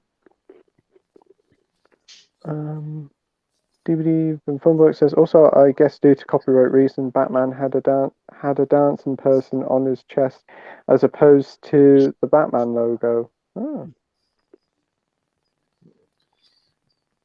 DVD Before Work says, I've just looked it up and that's not Dracula Fights Dracula film I was talking about. Edward says, who's looking forward to Shazam Fury of the Gods? Yeah, definitely. Was good. First one was really good. First one was a surprise, I think. Yeah, a lot of fun. Very fun. That's going up the same day as Avatar 2, isn't it? Which is kind of a bit of an odd choice. Oh, I go and see Shazam too. Definitely. I have no interest in Avatar. I can't even remember the story from the first one. But yeah, I'd watch Shazam, definitely. As long as this one isn't like Wonder Woman 84, it takes that sort of. Yeah. I didn't mind that on the first watch, 84, but I think after a few more watches, I was like, I thought, oh, you know what, I can. It wasn't great. Like it was. I thought the first one was brilliant, but yeah, Shazam was the first one. I mean, it's just I loved it. The idea where it's like a superhero movie meets big, and that's just like that's the way you can sell it to people. It's just and it was really fun, and the main guy in it, he was great, and yeah, I can't wait for that second one. Looks like it's got good cast in it for the second one. Isn't it Zachary Levi playing Shazam? Yeah, that's it. Yeah. Yeah, I can remember him in a TV show called Chuck, about 10, 15 years ago. That was really good. He was in 4, wasn't he, as well? I think the first 4. Yeah. Definitely looking forward to Shazam. You going to go see it, Andy? Yeah, I'll see it when it comes out. Definitely. Yeah. Mike? I've still not seen the first one. I need to get round to that. Yeah, that's a good film. Definitely one of the more underrated DC films, I think. Yeah. Jordan? Yeah, I'm the same as Mike. I haven't, for some reason, I just haven't watched it yet, but I will do when this one comes out. Before that, anyway. Ooh. DVD from Filmwork says, also I would love to see the original pie fight ending of Doctor Strangelove and the hospital ending of The Shining, which was only present on the first day of the film's release. Get bound. Ooh. Yeah. Yeah, I'd like to see that hospital ending of The Shining.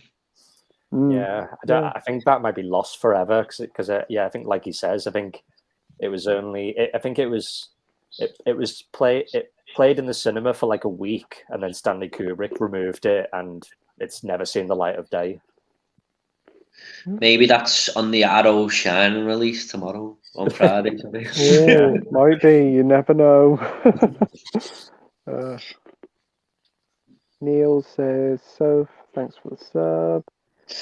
Cora says Spielberg's Duel. Yeah, I think that's what Lisa meant. Neil says, no worries, love your accent.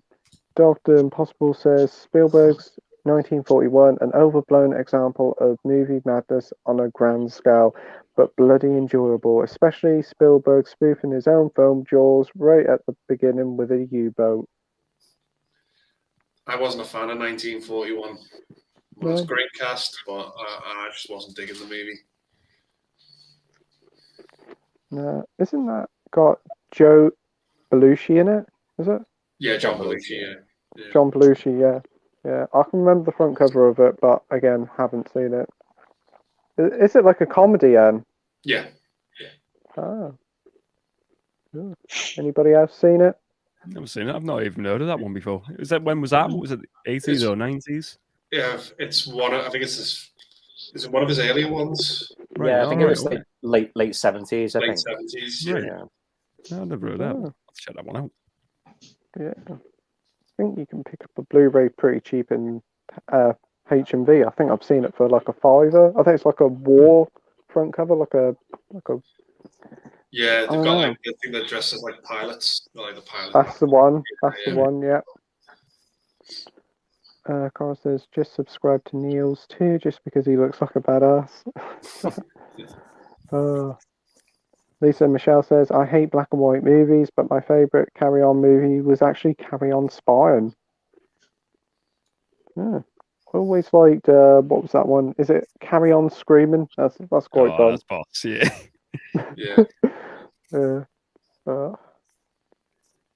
Surf says, not movie related, but Jordan, how is Roman doing? Very well, thanks. He's getting easier to look after. He doesn't cry as much these days. He's in bed now, so goes to bed at 7 o'clock.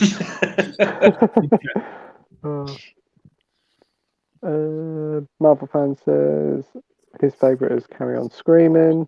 Yeah. Lisa Michelle says, I have that on Blu-ray. They should release the box set on Blu-ray. I think they are releasing a Carry On box set later this year, but I dread to think how much it's going to cost for all the films on Blu-ray. DVD for Film Black says, you hate black and white films? Shocked face. There's a few good ones. Yeah, definitely is. Jules says Jackass is so darn funny. I've only seen like the first 2 movies, but I haven't seen the third one or this new one, so I'm looking forward to this new one. Would you say it's one of the better ones, Andy? I like them all, to be honest. I think they've all got their merits. The second one for me has the funniest moment with the Valentine's Day card, and the writing on it just gets smaller and smaller. And then they're getting closer and closer to it, and then the boxing glove just knocks them out. Yeah. Oh. But this one was pretty good. It's missing Bam Margera and Ryan Dunn. It's clear that it is missing those guys, but they do have new people in there as well as the original cast. It kind of feels like what Hollywood's doing now, where it's like we've got the new cast, but we bring back the legacy cast as well. Yeah, it kind of does feel like that a little bit, but no, it is a lot of fun, and I did enjoy it. I hope they bring out like a Blu-ray box set of all 4 of them, because I'll definitely pick that up. Did you see it at the cinema, Andy? Yeah. It was like a good experience, I thought, because everyone was like laughing and then going ooh, and then laughing again, and then ooh. There's like a bit in it where Steve-O gets hit by a ball and everyone died of laughter. Like we just steps out of this trailer and the ball hits him in the face, and everyone just died laughing. Yeah.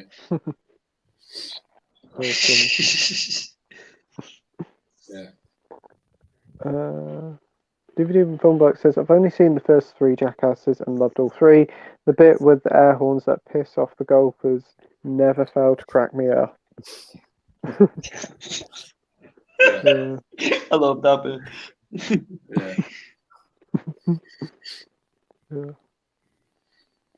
Viewer Drew says, which movie do you like more, Daredevil 2003 or Ghost Rider 1? Ghost Rider 1. Yeah, I would say Ghost Rider 1. I'd say Daredevil. I've never seen Ghost Rider. I've seen Daredevil. I'd probably say Daredevil. Yeah. Jordan? Yeah, I'd say Ghost Rider, to be honest. Yeah. Mike? Yeah, reluctantly Ghost Rider. We've lost Jordan again. I'll keep an eye out. Are they decent movies in general? What are they like? The Ghost Rider movies in general? They worth watching? Are they? What would you say? In a nutshell, shite. I mean, Daredevil's pretty bad, to be honest. I don't really. Yeah. I'm not a big fan of that film. That is pretty bad. Yeah, they are like Daredevil and the Ghost Rider movies. They're not good. Yeah, I love when it came out. That though, I was like big on it. It was awesome. But then it's just like adult. I just like didn't enjoy it. But sorry, the first one's a masterpiece compared to the second one. Yeah, but still both not good. The second one's called Spirit of Vengeance, isn't it? The one with Idris Elba. Yeah, it's bad. The effects in it are terrible. Yeah, Idris Elba couldn't save it. It's really bad. Neil says, "Remember when RoboCop shot the guy in the dick?" That movie's a masterpiece. Yeah. 10 out of 10. That is a 10 out of 10 movie. That is, yeah. Oh, so good. DVD Film Bloke says, "Yeah, RoboCop should never be any lower than 18." Yeah. I think I saw that when I was 8 for the first time. Ooh, wow. Yeah. Traumatized the shit out of me, that movie. Yeah. By the way, while we're talking about RoboCop, I just well done, mate. There was a cartoon, wasn't there? I think it came out in the 90s, and I was like, oh, I've not seen the film. I'll have to give that a watch. Like 8-year-old me, like, oh yeah, I'll sit down and watch that. Fucking hell. Oh, yeah. They had 209 malfunctions, and then when Murphy gets killed, I'm like, fucking hell. Yeah, Peter's talking about that. Oh, yeah, definitely. I watched it for the first time last year, and that was like, whoa, I can't believe like how over the top this is. It was quite shocking. That's it. I don't think that film will get made again today. I just don't think that, because it's got a chance of being popular. I don't know that they'd let it be that violent. They'd probably want a 15 rating or something. Yeah. There's some parts of that film they wouldn't dare make today, I don't think. It's just too over the top for probably today's taste, probably. I don't know. I just love it to death. Everyone's been talking about it today as well, because Arrow released the 4K, didn't he? Yeah. Oh, yeah. Yeah, they did. The bit with the bloke who gets covered in toxic waste, like, holy fuck. Yeah, that part. Do you know, can I just say, I watched this on VHS. I taped it on the TV when I was a kid, and it was my favourite film of all time. It still is to this day. I've just watched it so many times. But then my mate lent me the proper VHS copy, like the real one. And the one I taped, that was cut out. I was like watching a whole new film, and then when I seen that, I absolutely shit me pants. I was just like, what the hell is this? Because I didn't expect that to happen, because it was cut out of my version. Yeah. Oh. I do regrettably have the remake, but it's still sealed since it's released. I've never seen it. It sits there gathering dust, and I'm like, do I dare give it a watch? I mean, it's got a good cast, and that's about it. After this stream, go to your back garden and bury it. And then just wipe your hands, done, and then put the original one on. I agree. Bury it in its cellophane. Yeah. Has anyone seen the sequels? I've never seen any of the sequels to RoboCop. Two's all right. Three's not good, but three has one of the best openings with the Splatterpunks. It's really fucking good, but after that, it's a nosedive.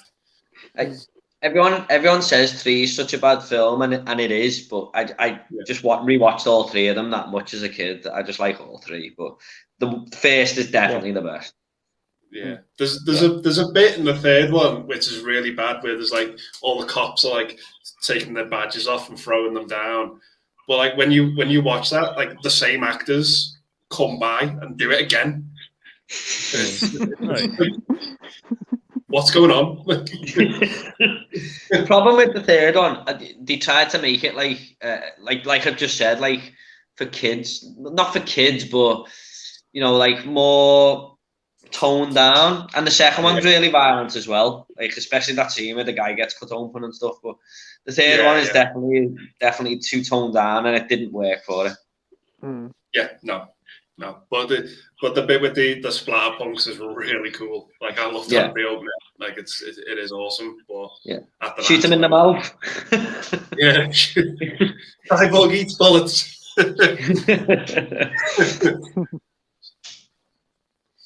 Yeah. Awesome. Marvel fan says, should release them on Blu-ray, but if they do release them on Blu-ray, 1 or 2 things you want to watch out for is Carry On Up the Jungle might be taken out, probably kept with edits. Yeah, a lot of the humour, the Carry On films don't hold up to this day. Nick says, can't get enough of the love shown to RoboCop. Yeah, fantastic. Deserves it. Yeah. Peter says, I was joking saying Jordan's sensitive for leaving or stream because his connection is slightly lagging. Peter also says there's definitely action in the tech noir scene in Terminator. It's a freaking life or death shootout. Yeah, true. I just didn't mean. I just meant like there's not explosions and cars flying everywhere and stuff like that. But it is an action scene, I suppose. I think that's the only scene in the movie where Kyle and the Terminator are on screen together. Yeah, I think there's like one frame where they're on screen together. Yeah, I didn't know that. We've got Brat from Walk On Always Believe. Watch you guys. Hope you're well. Hey, Brat. The Marvel fan says, I would say Ghost Rider because I couldn't get the Daredevil 2003. I had the 2 discs set on DVD, but I gave it to my brother. Walk On Always Believe says, go on AP, give us a song, haha. Hello Brett, hello Sophie. Film Flick, Josh says, watched a film on Netflix called Cam yesterday. It was so bad and illogical. Have you guys heard or seen it? No, but I've seen your review, Josh. I know Josh is not a fan. So yeah, definitely will be keeping away from it, I think. Peter says, I'm only here for my study in extreme British accents. Okay. Oh. Chrissy says, Playtendoguy, did you see the trailer for the new Ghostbusters game? If yes, what do you think of it? I actually watched the trailer today. It's a multiplayer game. It looks all right, actually. It's got like in the trailer, it's got cutscenes of like the Ernie, and it's also got Dan Aykroyd in it. So yeah, definitely sign me up for it. It looks like it takes part after the events of Ghostbusters Afterlife. So yeah, looking forward to it. Have you seen the trailer for it, Jordan? Yeah, I didn't watch the full trailer. I've seen a few little clips before. It was a first-person shooter, sort of. I think it's like third person or first person. I think you can play as the ghosts as well. I think it's going to be like a sort of Left 4 Dead style game. Right.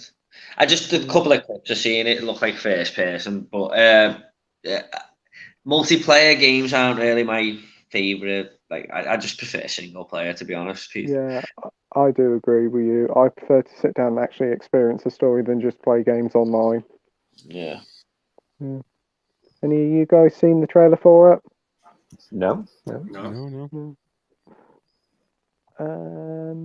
God Impossible says, good song, unforgettable, Nat King Cole, and yes, it was truly unforgettable. that song's used really, really well in Watchmen. What scene is it? What scene's it in? It's where the comedian gets killed right at the beginning. Ah, right, okay, right. Yeah. Oh. I'm just reading through the graphic novel again of that one. It's I love the film, and I think the graphic novel's ace. But I don't know. How do you like the movie? I've not read the graphic novel, but it's probably my favorite Zack Snyder movie. Yeah, I think it's great. Yeah. Boss film. Yeah. Jill says, what's your accent, Peter? Brett says, I like Bill Paxton in Frank and Jesse playing Frank James. This is my favourite representation of flick based on Frank and Jesse James. It's just reminded me that he was in Tombstone as well, wasn't he? Oh God, yeah, of course. Yes, he is. Yeah. Oh, that's good. Peter says, indicator sale on Friday. I've never bought an indicator. Isn't they quite expensive? Yeah, I think I might. If the sale's good, I might get a few. Wasn't the last sale like 5 for 40 or something? They've got that on at the moment, but it's only for like the standard editions. Right. So I'm guessing this might be for the limited editions or something. I don't know. Very strange company, them. I think there's like some of the films are so old, and then they've got like John Carpenter's vampires in there, and it's just like I can't get my head around that label. But some of them do look interesting. I do like some of the covers and stuff they do. Yeah, when they first started, the first few films they did were all great movies, and I picked all of them up. And then they just started doing films that I just had no interest in at all, and they're quite expensive, like in general. And I don't know. I just can't justify spending the money on some of their films. Yeah. Didn't HMV used to sell them, but they don't no more or something? Like they took them away from HMV. Yeah. They had like a disagreement about something. Right. Probably. I'm guessing it's money.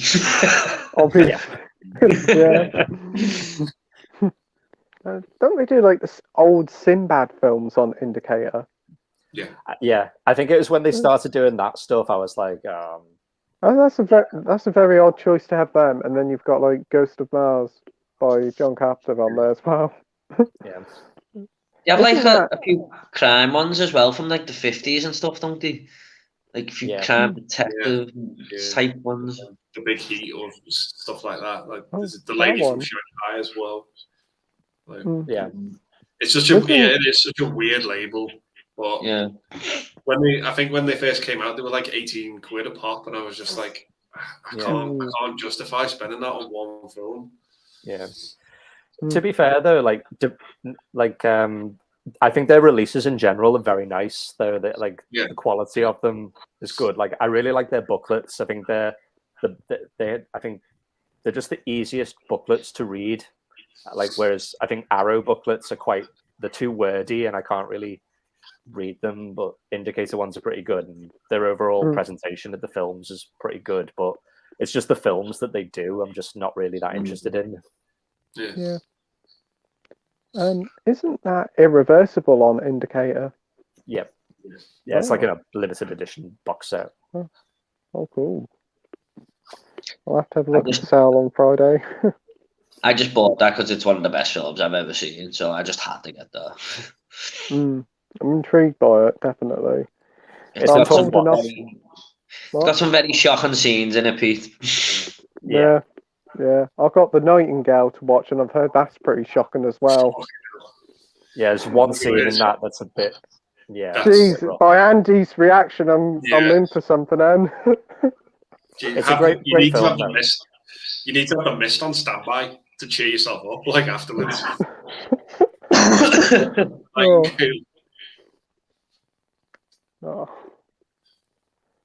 Gary says, "Let off some steam, Bennett." It's that whole scene where he's just like fighting him, and then he gets thrown into like the electric fence, and then all of a sudden he's just powerful. It's like he's just got this energy from nowhere. Like, what the hell? Peter says, "Jules, probably some sort of poor Swedish accent speaking English." Okay. He also says maybe we could get Noel Gallagher on one of these streams and he could talk a bit about film, but he'll probably only like the films that feature Oasis songs. I'll see if he's free next month, Peter. Dodder Impossible says, "I forgot about the Indicator sale. I'll have a look." Yeah, because like the Arrow sale is on, it's going to be on like sometime in the next couple of weeks, and also I'm kind of waiting for that. 2 for 15 again, hopefully. Hopefully, yeah. Try not to spend too much. I remember I spent about 300 quid one month on Arrow films. Peter says, "Batman fights Dracula sounds amazing." It definitely does. Gary says he is one of the best action scenes ever, the bank robbery and escape. Yeah, I totally agree with that. Yeah, definitely. Marvel fan says, "Do you think they should include Christmas specials on the Carry On Blu-ray box set?" I think they're just going to do the movies. Brett says, "Who is your celebrity crushes?" Mine are Judy Garland and Barbara Streisand in their younger days. I also have a crush on Juliette Lewis, Jane Levy, and Cyndi Lauper in the 80s, Alison Hannigan and Mina Sawari. Yeah, I kind of like Alison Hannigan a little bit. Yeah. Who wants to go first? I'll just say Anya Taylor-Joy. Yeah. And Anna de Armas probably as well. Yes, definitely after James Bond. Yeah. I'm going to gather Andy's going to say a certain somebody from Killing Eve. Yeah. Yeah. Jodie Comer, because she's from our neck of the woods as well. And her dad works at Goodison.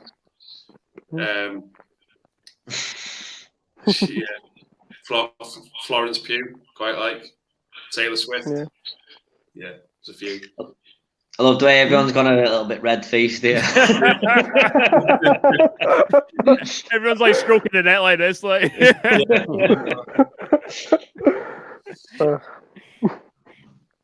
AP.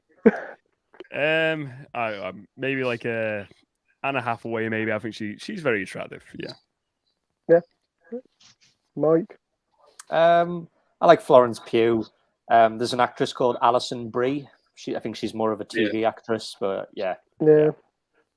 For me, probably Kate Blanchett or Zendaya. Quite like both of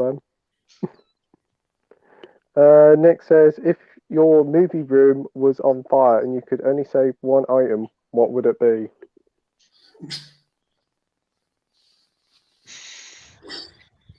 Me RoboCop Arrow boxer.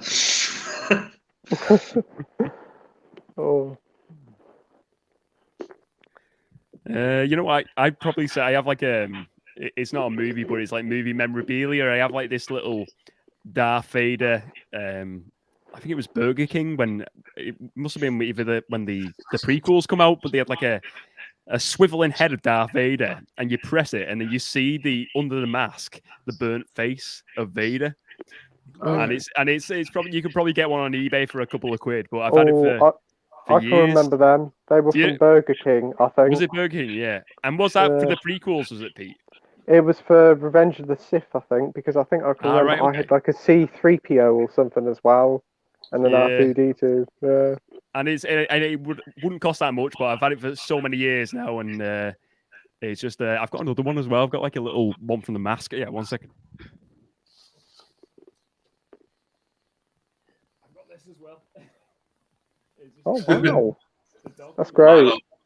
Again, it's like a McDonald's or a Burger King type, but it's. Sorry, I'm not speaking to the mate there.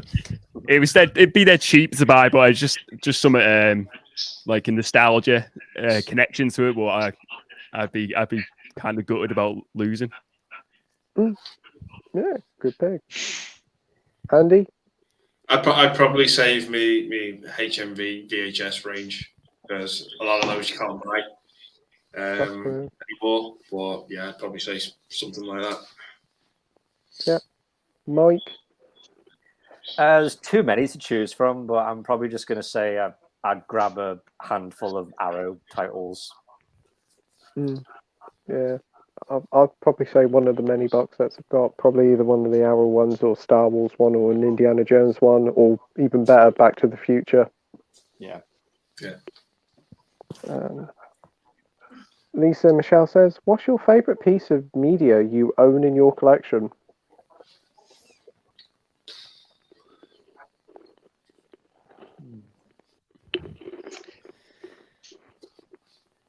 I would say for me, mine sort of leads to the last question. No, sorry, I was just going to say mine sort of leads to the last question. Me RoboCop box set. Yeah. AP? Yeah, I have like this this DVD of the Stargate movie, and it opens up into this pyramid. So from like one of the pyramids from the movie, I just think it's just like a really unique, like just piece of physical media. I think it's really cool. Anything like that, like really like unique case covers, really intrigue me, and that's one what I kind of like. I think it's really cool. Cool. Andy? Probably my despecialized Star Wars. Yeah, they're just, that's just to me the way to watch those movies. Yeah, sounds good. Mike? Not a movie, but I've got 3 John Carpenter vinyls. I think they're like originals that have been signed by him. I don't know if you can see, they're like hanging on the wall there. Oh wow! Those 3 there, but yeah, they've all been signed by him, so I'd probably say them. Oh, cool. For me, I'll probably say I've got like some special editions, like Batman Arkham versions of the games, with like comes with a statue and that. But you also get some of the animated films as well, so I'll probably say that. DVD and Film Book says the best Shazam film is the one where Sinbad plays a genie. This is the Mandela effect again.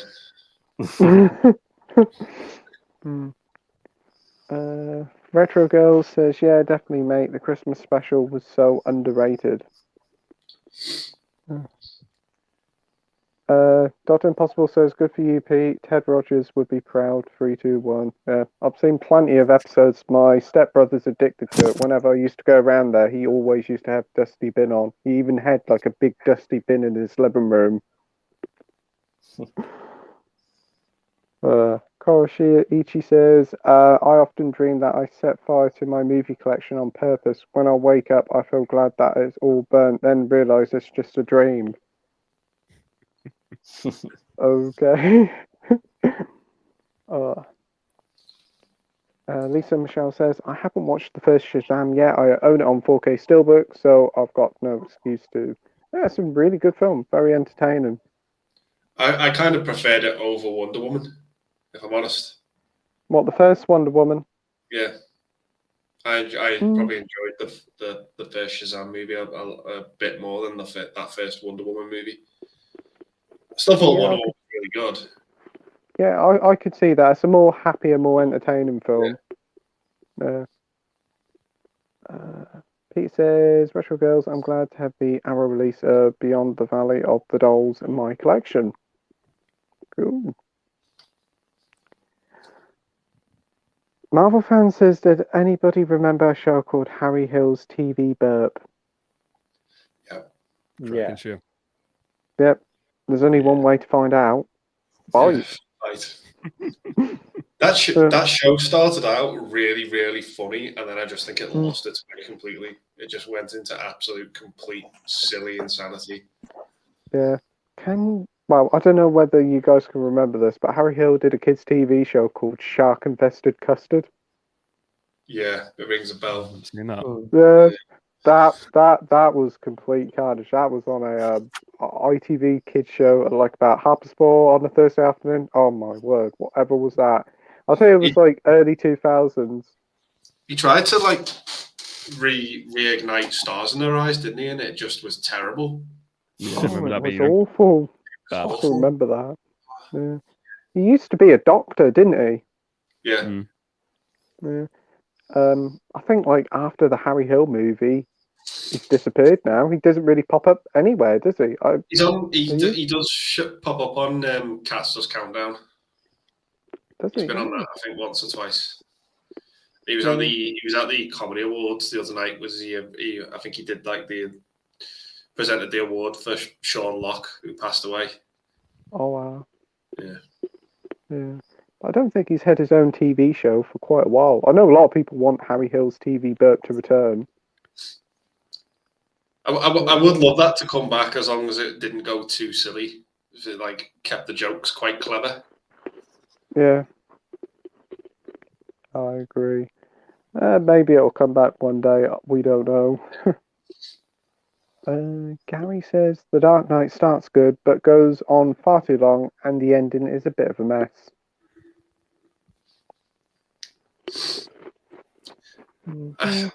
I think it's definitely a flawed movie. I don't think it's this bulletproof masterpiece that a lot of people make it out to be. I still think it is good and it's entertaining, but it does have its flaws for me. Yeah. For me, when I first watched it, I liked it, but I think the biggest thing was the hype. Everybody hyped it up.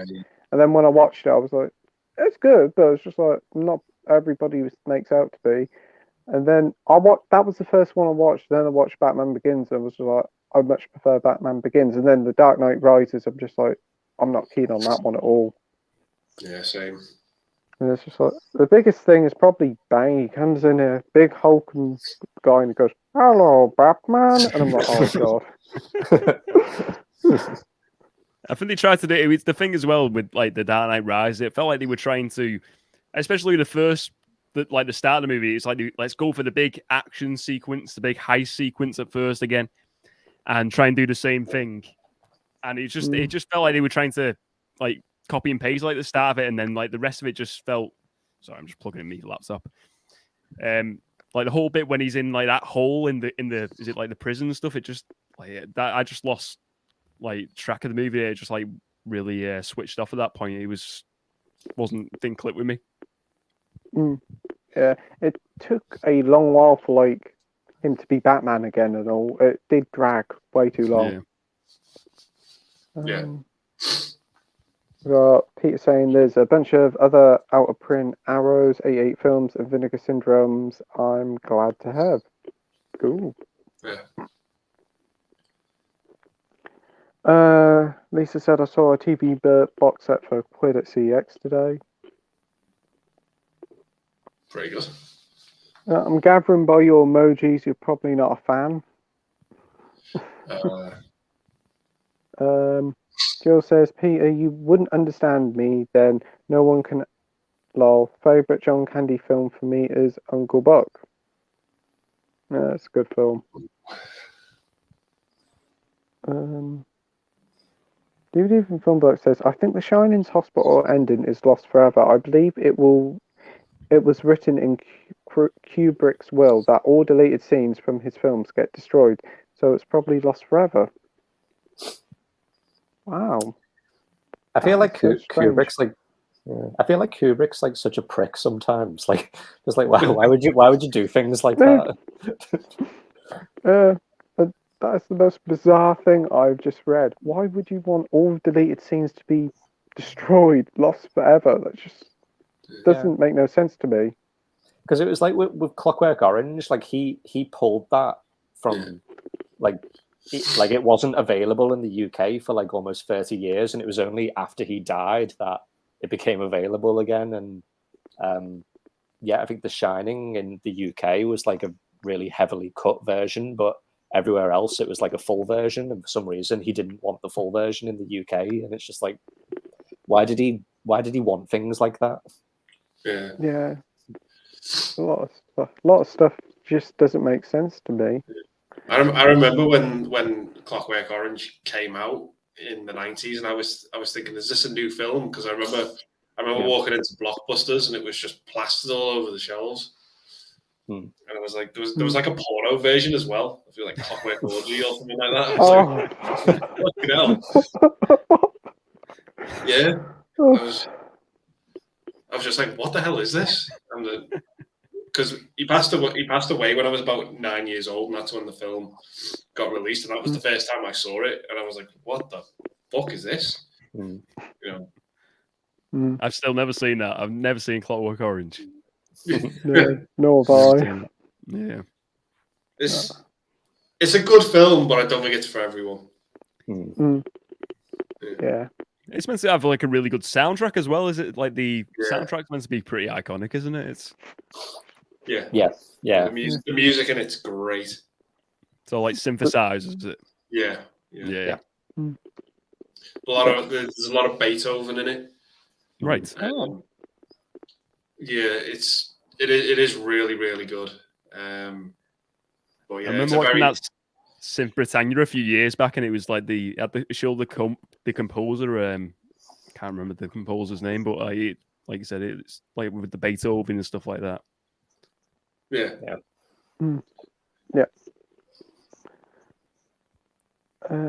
Lisa Michelle says, I collect Arrow titles, but I've never heard of that one. I'll have to give that one a look. David says, why is Wonder Woman 1984 no good? It's just not a good movie, not a good plot at all.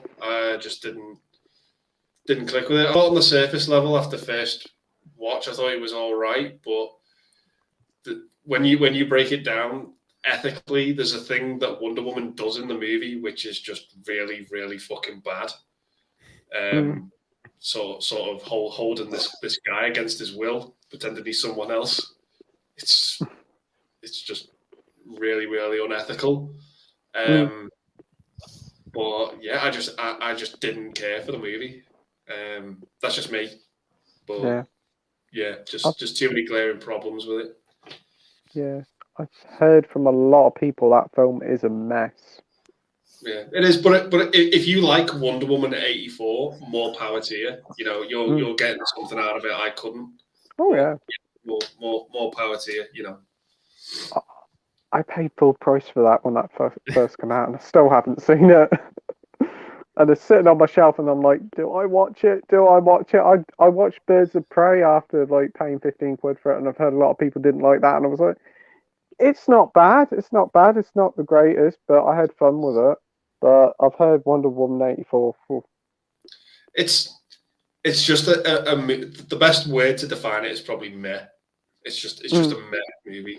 I know a lot of people came away from it very disappointed. I think another thing was because like the first one was so high regarded, and this one was going in the 80s. A lot of people were very excited at the possibilities, and like what happened, obviously people didn't really like. I heard like the whole cheetah thing and the Pedro Pascal thing were quite disappointing as well. Yeah. AP and Mike, have you seen Wonder Woman 84? No. Yeah, so I see. I think. I mean, I agree with Andy. I think it was, like I said, initial watch. I thought it was a good film. I think it came out on Christmas Day, did it? A few years back. Streaming, yeah. Yeah, I think so. Yeah, I remember watching that, and it was.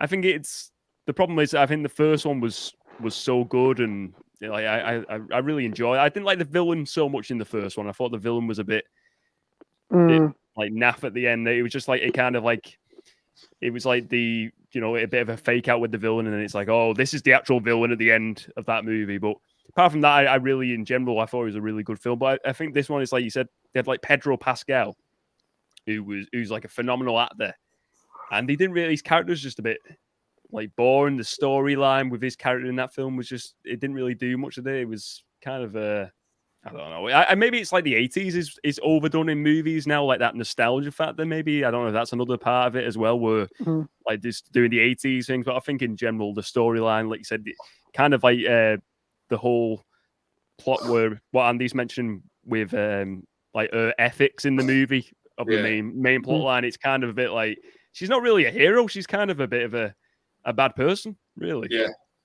She's just trying to, like, she cares for someone, but she does something within the story, and it's just like, you're not that great, really. Yeah. And for a movie set in 1984, it could have had so much fun with its soundtrack, and it just doesn't. Yeah, I agree. It's a missed opportunity. Oh wow. Yeah.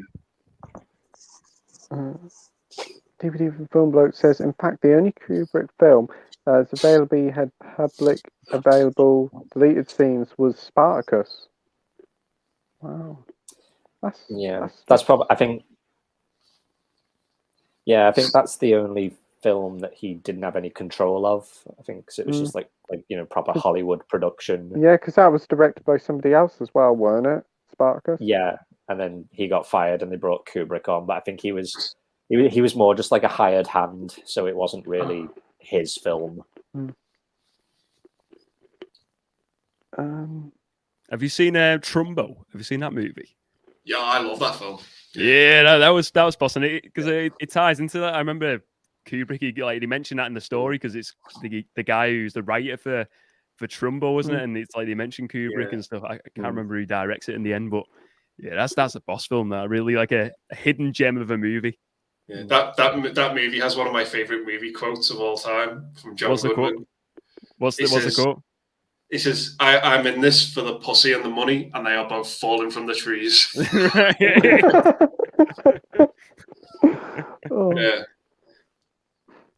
Yeah, great movie. Yeah. Dr. Impossible says, my crushes were Lee Remick and Kirstie Alley. Ali was one tasty bit of stuff when she looked younger. She looked damn hot in Runaway with Tash Tom Selleck. Yeah, I like her in Rafa Khan, even though I think she's like a Vulcan in that. But... Yeah, she's good in that. Isn't Runaway on like the 101 films or something? I remember you can pick it up pretty cheap, can't you? Yeah, I think it's 101. Yeah. Peter says, Retro Girls, it's not super rare, so you should be able to get it. I regret not getting the 2-disc limited edition of the standard release. I had the chance of getting either one. Brett says, I love classic black and white flicks. I also sometimes turn the colour down on my TV to see the films in black and white.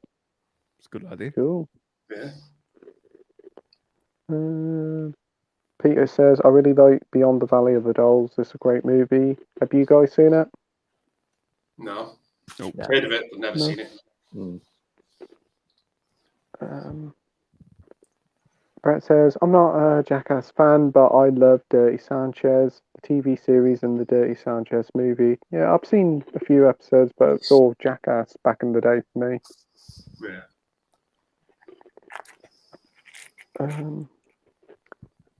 Pete says, cool, I need to see Daredevil 2. Daredevil. Dr. Impossible says, Pete, did you ever see an American sitcom called Taxi with Danny DeVito? Yeah, I've seen episodes. I'm pretty certain, what's his name's in it from Christopher Lloyd's. Lloyd, yeah, Christopher Lloyd's in it. Yeah, I've seen a few episodes. That's good. Yeah, I like it. Gary says Dirty Sanchez was on another level to Jackass.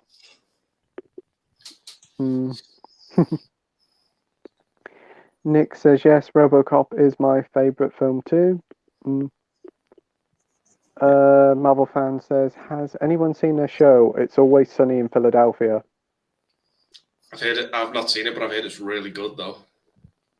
I watched it all the way through the lockdown on Netflix, and my word, is it one of the most funniest things I've ever seen. Danny DeVito in it is another level. It's so hilarious.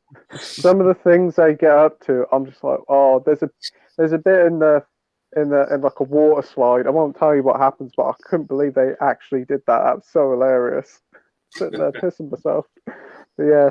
Definitely well worth watching. I think it's like one of the most longest running American sitcoms ever, because I think it's running to its like 14th or 15th season. Yeah, I've never seen. I've seen loads of clips recently on YouTube, like best bits, and I've been watching it over the past week or so.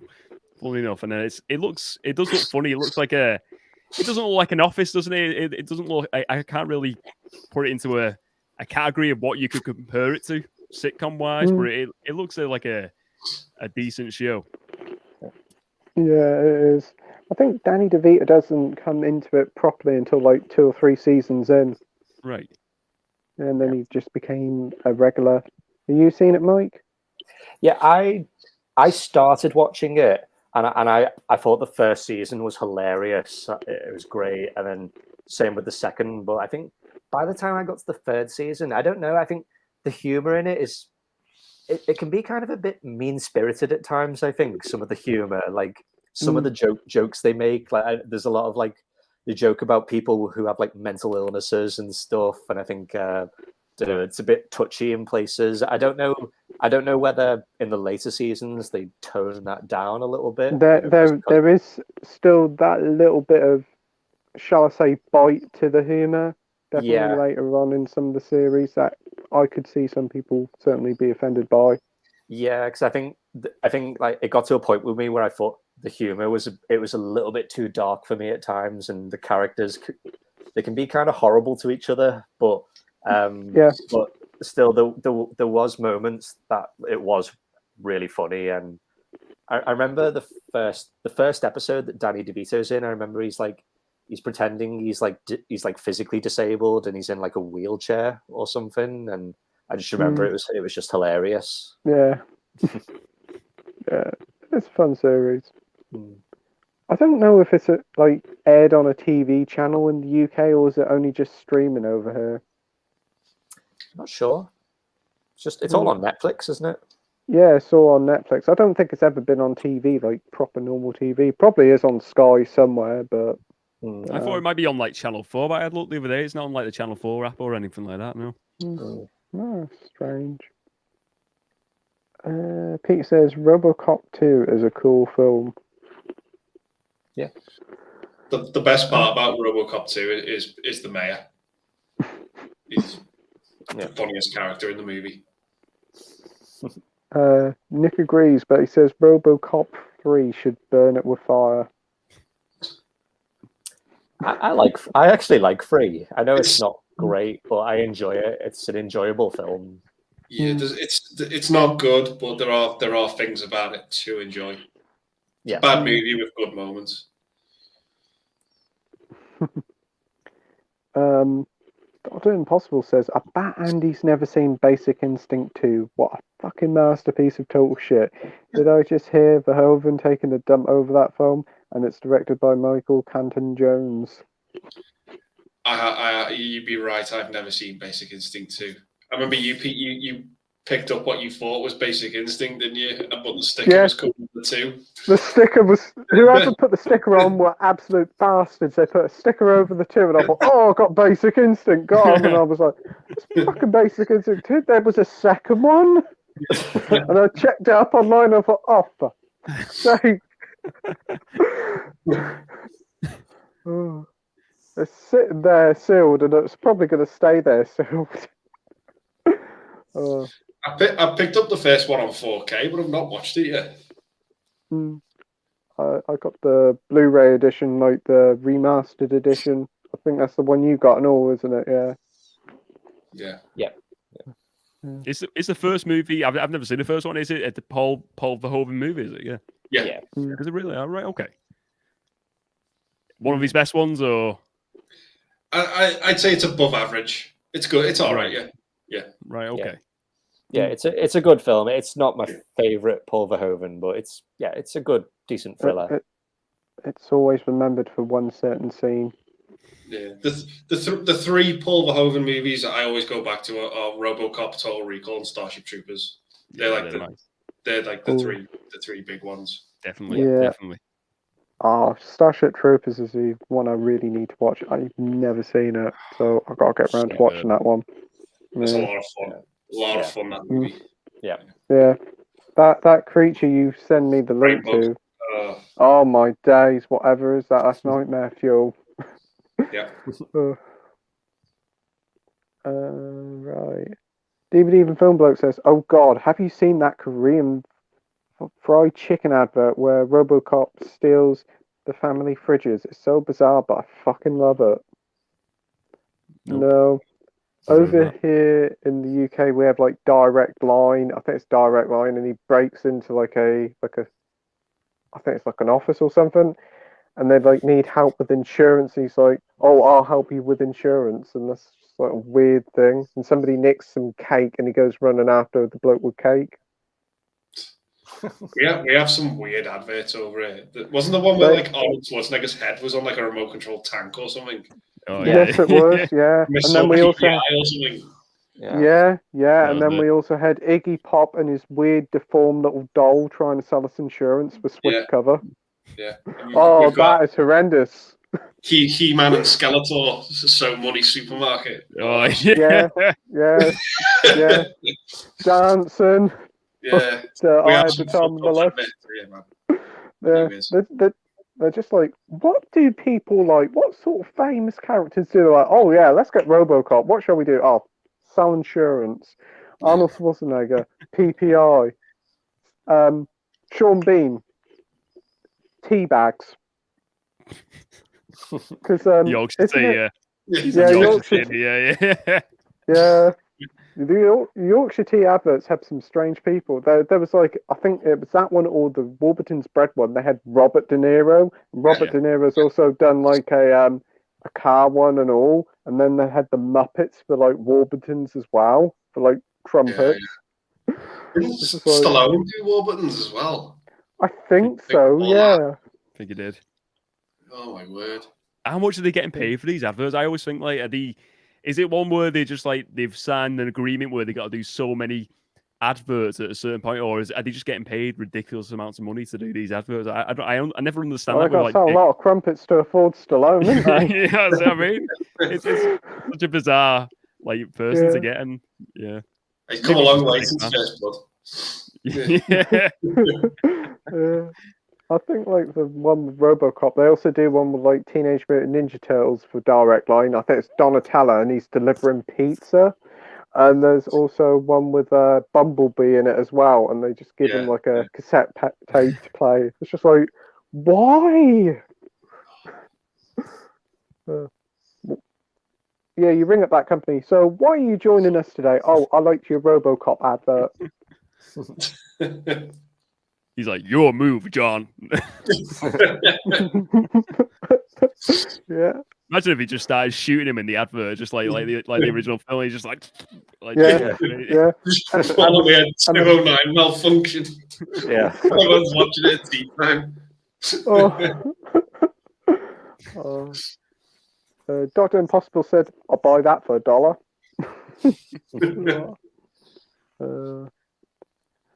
Marvel fan says they need to release Home Alone 2 on 4K. Yeah. The first one looks really good on 4K.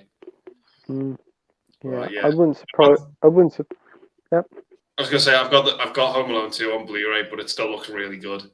The first one on 4K. Oh man, because I've only ever watched them on DVD, and it's a massive improvement.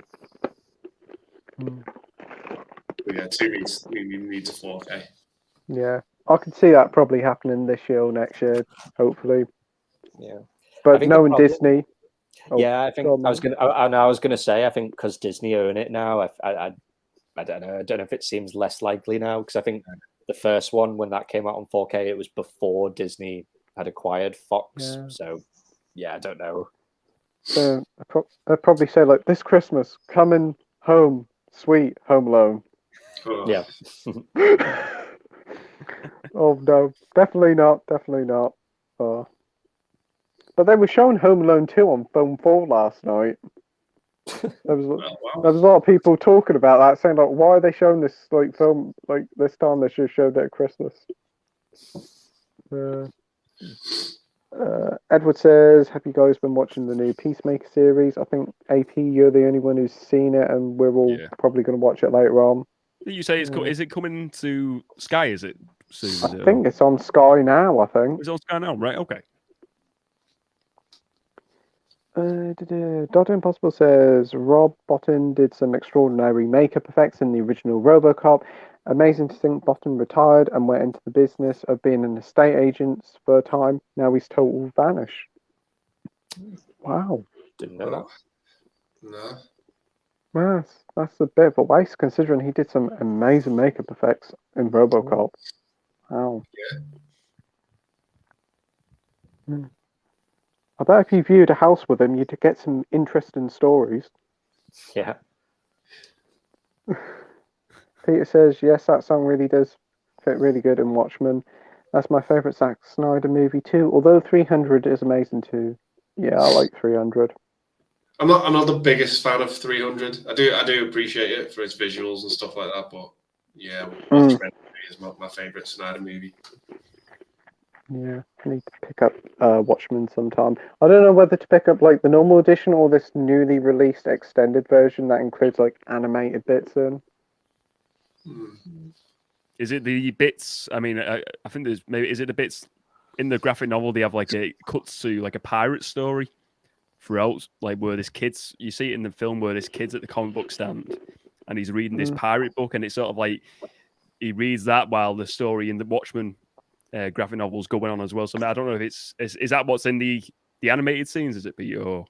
I don't know. All I know is like animated scenes to extend the film. I think then it's like about 3.5 hours long. This extended version is. That'd be cool to watch. Yeah, I have to keep an eye out online for it. Pete says there's actually a few limited editions in the 5 for £40 too, but mainly special editions. This must be the indicator. Yeah. Jules says she's never seen Watchmen.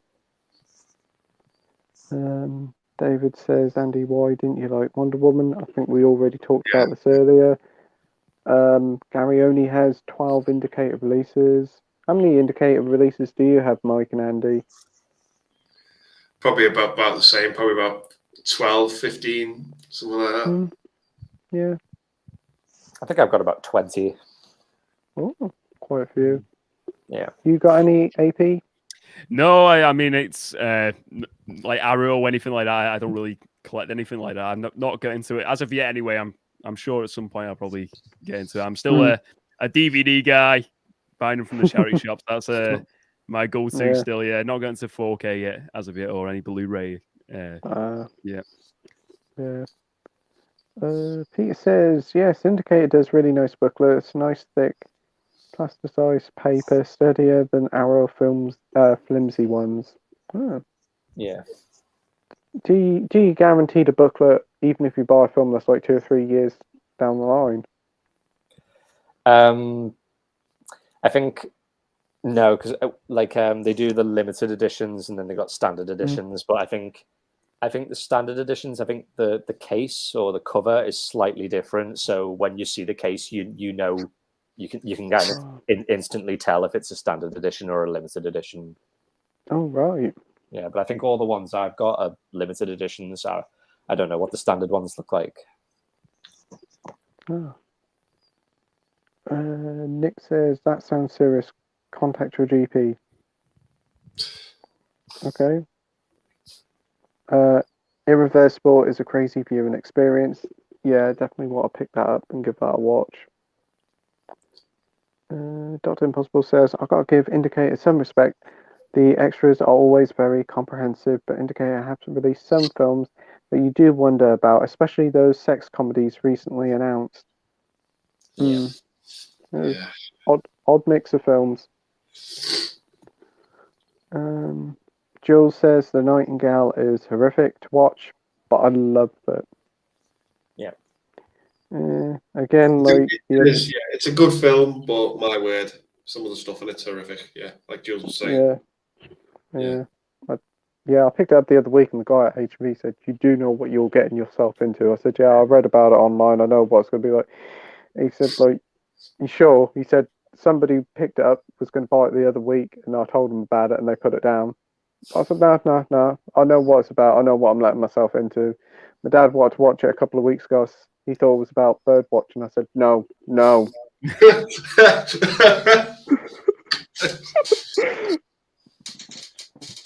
think if your dad watched that, Pete, he'd move out. He can't handle horror films as it is. Yeah. Oh, it's one of those great films, though, like great revenge films where you've got villains who are just horrible, and you want to see them brought to justice, basically. And it's just very compelling stuff. I'd probably go as far to say the villains in The Nightingale are probably worse than the villains in RoboCop. Yeah. Wow. What they do, it's really bad. Oh. Is it like a gory movie? I mean, I've not heard of this myself. Is it what makes it so bad? Is it the gore, or is it like the shock factor? What would you say? I can't say because it would spoil it. Spoil it, right? Okay, yeah, all right, okay. But it's really bad what they do. Let's say it's inhuman what they do. It's right, okay. Unforgivable. Yeah. It's like you couldn't even put pen to paper writing it. Like no. I don't even think you could even come up with what they do, like in your mind. Like it is really bad. Very tough watch. But, Marvel fan says the Monsters reboot won't be dirty, violent, and nasty. Rob Zombie's going to keep it original PG rating. Intriguing. Good that.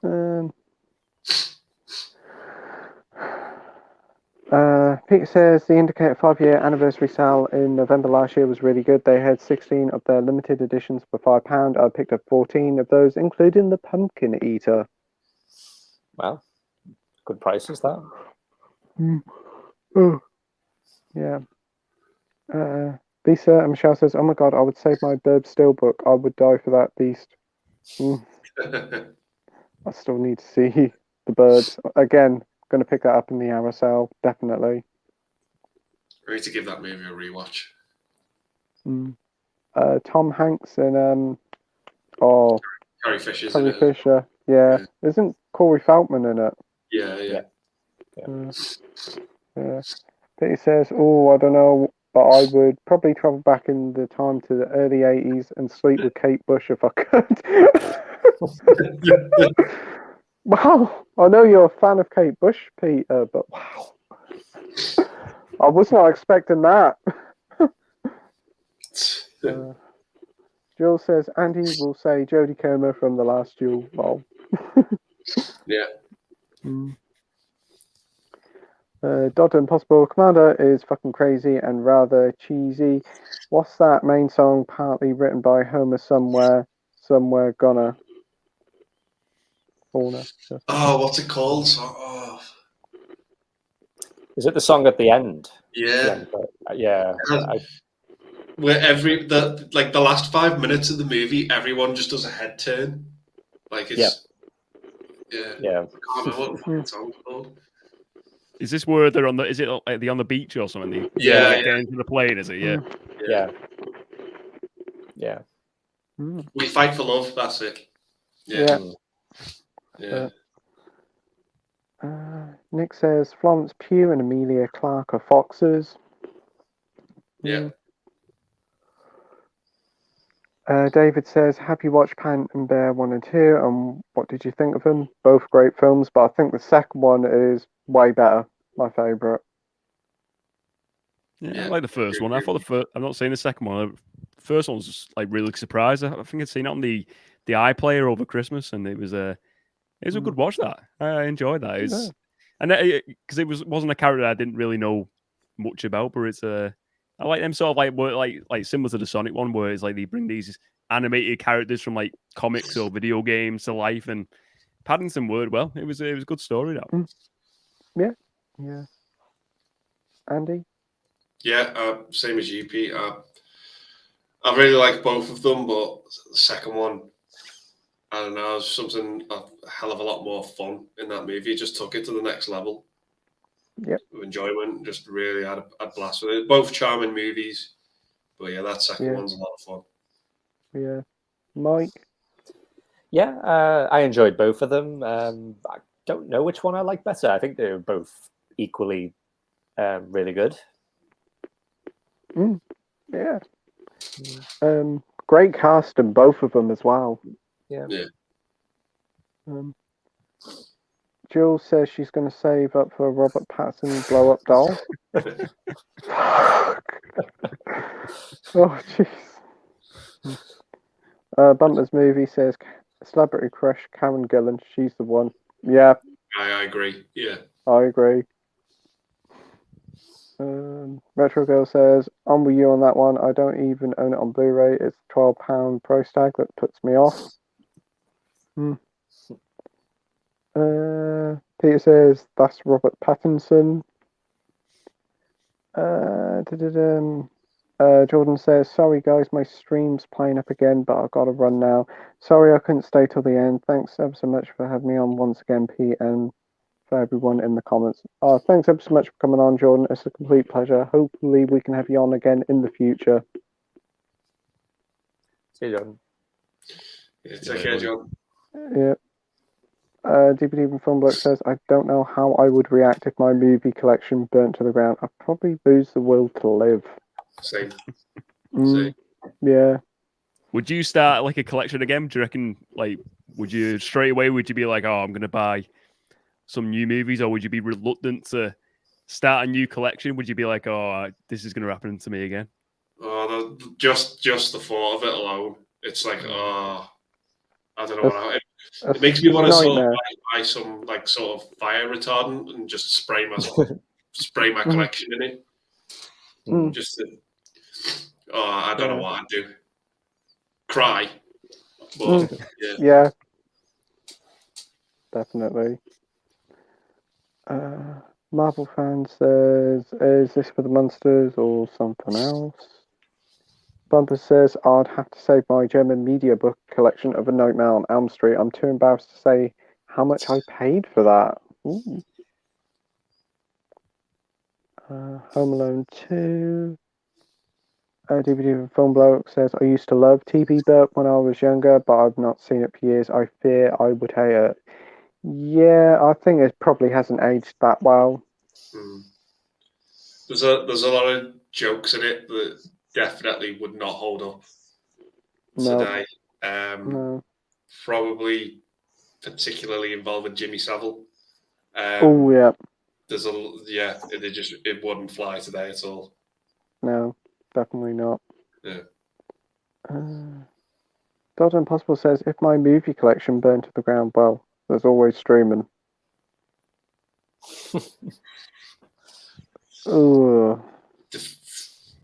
Defeats the point of the object of the point, though, doesn't it? It's just... Yeah. and then your internet goes down, and then no films at all. Yeah. Oh. DVD Film Bloke says, I have the same opinion on The Dark Knight, but I just found the bad far weighed the good, and The Dark Knight Rises is the god of dull. Yeah, I can get that. Marvel Fan says, yeah, Disney is probably delaying it until the rest have Blu-ray releases. That must be Home Alone 2. DVD for Film Bloke says, I believe Kubrick didn't want deleted scenes to get put back into his films. The theatrical cuts were the director's cuts. Oh.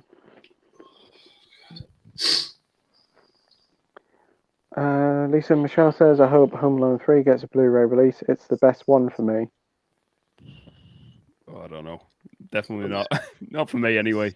No. Everyone likes it. I suppose. I don't think it's that bad of a movie, that one, the third one. I remember watching it and enjoying it, but I still like the first two better. Second one, definitely. Yeah, it's got its moments. Yeah, I don't mind it. The first two are definitely the best, but I don't mind the third one. I haven't seen it for years, though. Same here. Isn't it was there like go-kart, wasn't it, or something like that? Or yeah, something like that. Car. Yeah. The car's got like a circuit board in it or something. The villains are after. Yeah. Isn't there like 6 or 7 Home Alone films? 6 Something like that. I think there's 5 now. They had like the one after that where they had Macaulay Culkin's character Kevin was recast for a direct-to-TV one. Yeah. I think after that, and maybe there was another one. I can't remember. I think there's another one. I think there's about 6. Is there another one in between? There was a 5th one, yeah. And then we have the golden masterpiece that is Home Sweet Home Alone. Marvel Fan says, I could see them finally releasing the paint can exclusive for Home Alone in the UK.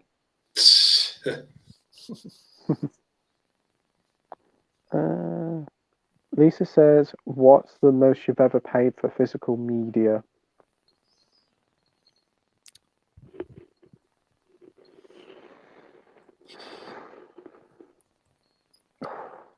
Who wants to go first?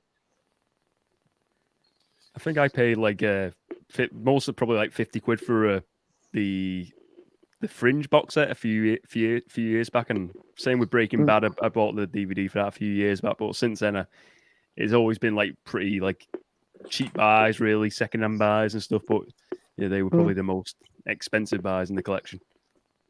Yeah. Mike? I think the one I can think of is I've got the I don't know if you can see it at the very top of my shelf, but it's the Clint Eastwood big white box. Oh, the directors and the acting one with like £200 isn't it? Yeah, I think I got it a little bit cheaper because I got it on Amazon Prime Day, but it was still quite a lot. But yeah, it's got like 60 films in it or something. Oh, that's cool. Andy? Probably the James Bond box set when I got that when it first came out. I think it was like £200 on Blu-ray. Oh wow! Yeah, I'm sure it's a lot cheaper now. Yeah. For me, it'd probably be like either one of the Arrow box sets, or separately buying the James Bond films. But I could also class, I suppose, video games. I paid about 250 quid for one video game once. It was like the Guitar Hero one. Oh, wow. now they invade the charity shops for like £1 or something, and I'm like, oh no. I remember like one week, 2 of them come out at the same time, and I bought them both. And there was like loads of other games that come out at the same time. And I spent about 500 quid on games in 1 week.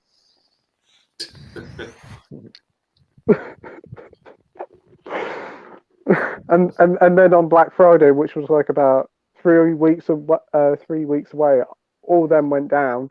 And if I waited them 3 weeks, it would only cost me about 180 quid. Blimey. So I was kicking myself.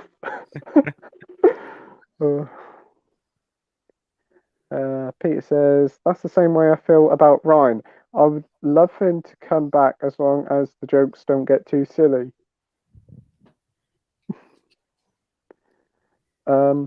Nick says a clockwork orgy. I'm putting that on my list. Only joking. Surely that'd be a cockwork orgy instead. Yeah, that's not doing this, that. Gary says, I prefer the short version of The Shining. It flows better. A lot of the scenes in the extended version slow the pace down. I can understand that. I just think a lot of the scenes that were cut, they explain the plot more. Yeah, I agree. When you watch the shorter version, it's kind of like, if you haven't read the book, it's kind of like what's going on. It doesn't really get explained as much. But I can see his point that some of the extended scenes maybe are a little bit slow. Yeah, I can get that too. Dr. Impossible says, the collection behind you is growing, Mike. Just hope you never get married. My wife would like my blues and DVDs put in landfill. Never. Well, my girlfriend Zoe doesn't seem to mind it, so yeah.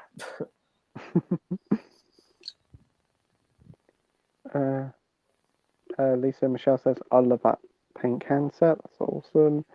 DVD from Film Bloke says, also the full version of The Shining was only released in the US. Everywhere else had the heavily cut one.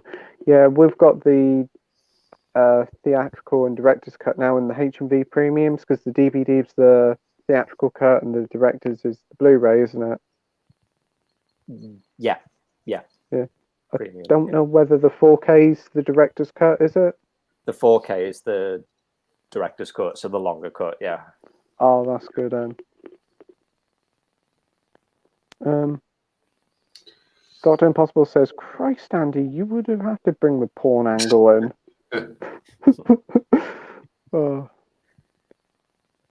DVD from Film Bloke says, I had both versions on Blu-ray, the US version in the premium collection release and the international cut in Kubrick's visionary filmmaker collection. Marvel Fan says, I think the paint can set is only available in the US and comes 60-70 quid from Amazon. I've seen a Clockwork Orgy. The gang is made up of girls instead in it. Yeah. From what I remember, I've not seen it. Oh, it's coming out now. I've honestly not seen it. Honestly. honestly. Yeah. Let's do a next episode. We do a lie detector test. Yeah. Have you seen it? No. Nick says, just thought I'd mention Forgotten World of Movies. I watch a lot of your videos. Keep it up. Oh, thanks, Nick. Thank you. The Viewer Drew says, question for everyone. Which character do you like more? Anthony Mackie as Falcon or Bradley Cooper as Rocket Raccoon? Bradley Cooper as Rocket yeah, for me. He's more funny. Yeah. He's cool. It's like the Falcon. I think the Falcon's a good character though. He's when he was it Winter Soldier he was introduced, was it? I think so, yeah. Yeah. He's good. And I like him at the Captain America, the Winter Soldier and Winter Falcon and Winter Soldier TV show. That was good as well. Yeah. Well, Rocket Raccoon is his boss. He's just like funny, like you said, funny character. Oh yeah, brilliant. DVD even Film Black says, oh my god, does it include that high speed sex scene at normal speed? Oh my days. Last week we were talking about porn, or on Rhine stream it was porn, and now we're talking about it here, and oh geez. I'm going to have to change it to the Wednesday night porn stream soon. Dr. Impossible says, Kubrick loved Handel, Beethoven, and Stravinsky.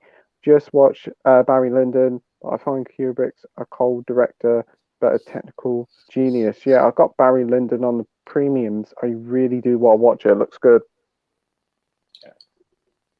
Yeah. But yeah, apparently, like, wasn't he like a right bastard to Shirley Duvall, like filming The Shining? I've heard that. Yeah, Absolutely horrible. Yeah, there's no way he'd get away with that. What he did, like as a director these days, No. like it just wouldn't happen. No, definitely not. Would he be compared to like a Joss Whedon now? Would you say like some? I think it was more like he was just. I think he was just quite abusive to like his actors. Like he broke them down mentally and stuff. And you couldn't imagine a director doing that these days. To like that now. No. Peter says, "Film bloke. I'm pretty sure it does not. It does, however, include hardcore sex scenes." Okay. DVD and Film bloke says, "Actually, that scene in the film is far more disturbing than the book, since Alex picks up two 10-year-olds. You can fill in the blanks." Oh, jeez. I guess that made up for it. Imagine if it had more ceramic penises. Oh, fuck's sake. Oh, jeez. Peter says, "Yes, I've read the book too. In the books, he drugs and rapes girls. In the film, he just takes them home and have sex." Jeez. Dr. Impossible says, "Anthony Mann was fired from Spartacus, considering Mann directed my favourite Western, Winchester 73. That's the one? I think it's got James Stewart in Winchester 73. I think so. I have heard of it before. DVD for Film Bloke says he was also on drugs in the film. Well, in the milk at least. G. Drew says, "Superhero casting, do you like more?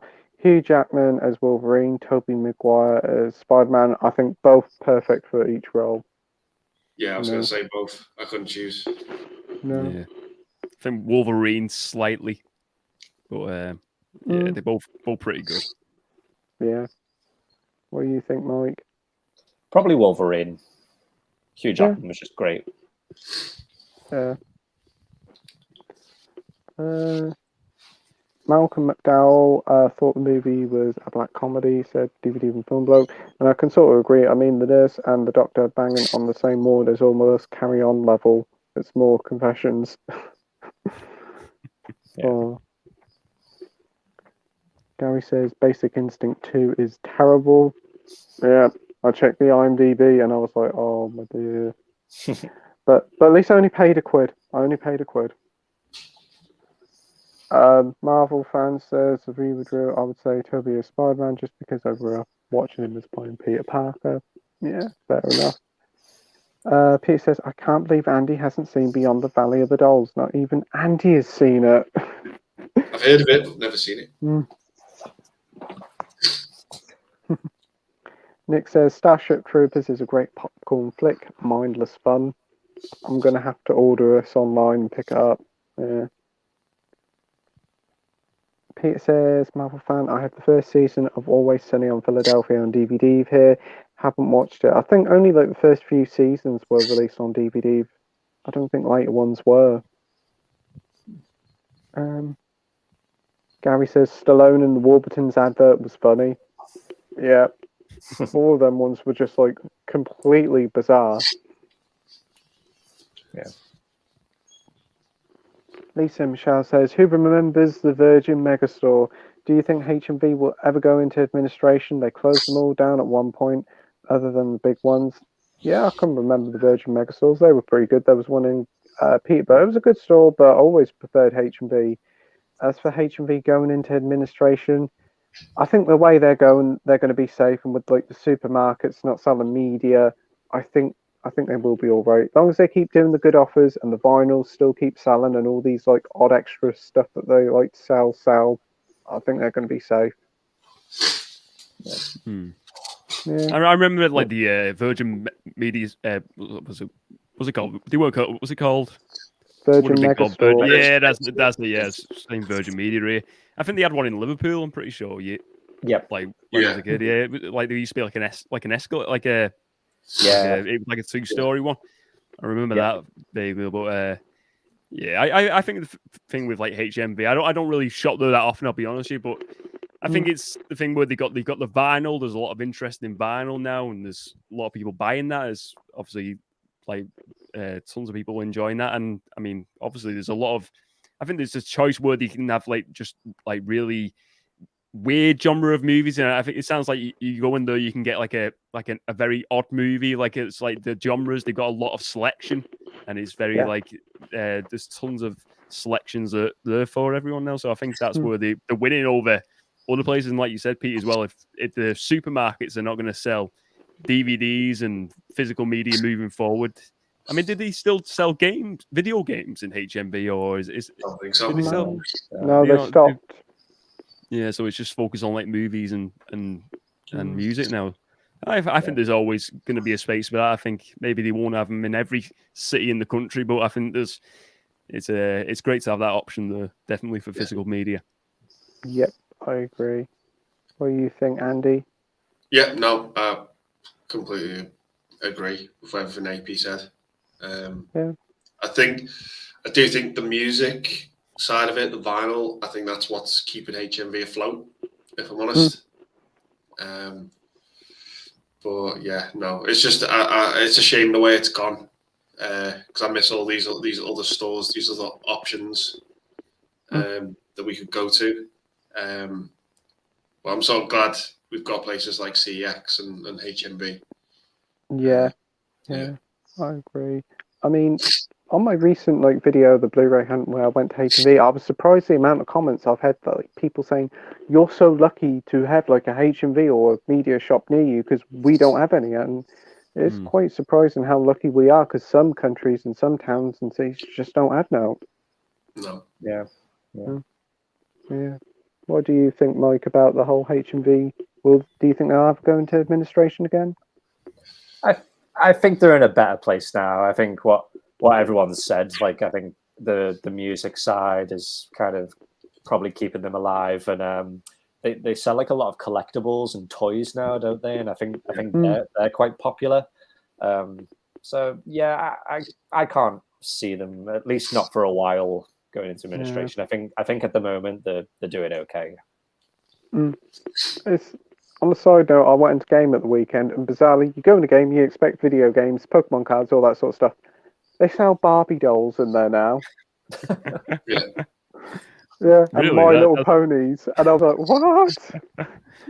I seen like the big Pokemon cards advertised outside. It's like you buy like £15 worth of Pokemon gear, and you get like some mega massive Pokemon card. But I've never seen Barbies in there before. I know they sell like all different gadgets, but that seems a bit odd. Yeah, they sound like board games in there, like Scrabble, and I'm like, why?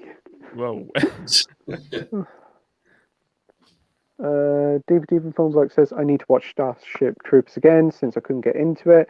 The satire is top notch, but the rest didn't hook me. That's fair enough. Lisa Michelle says, what about Kevin Bacon doing the EE adverts with the moustache? Them adverts.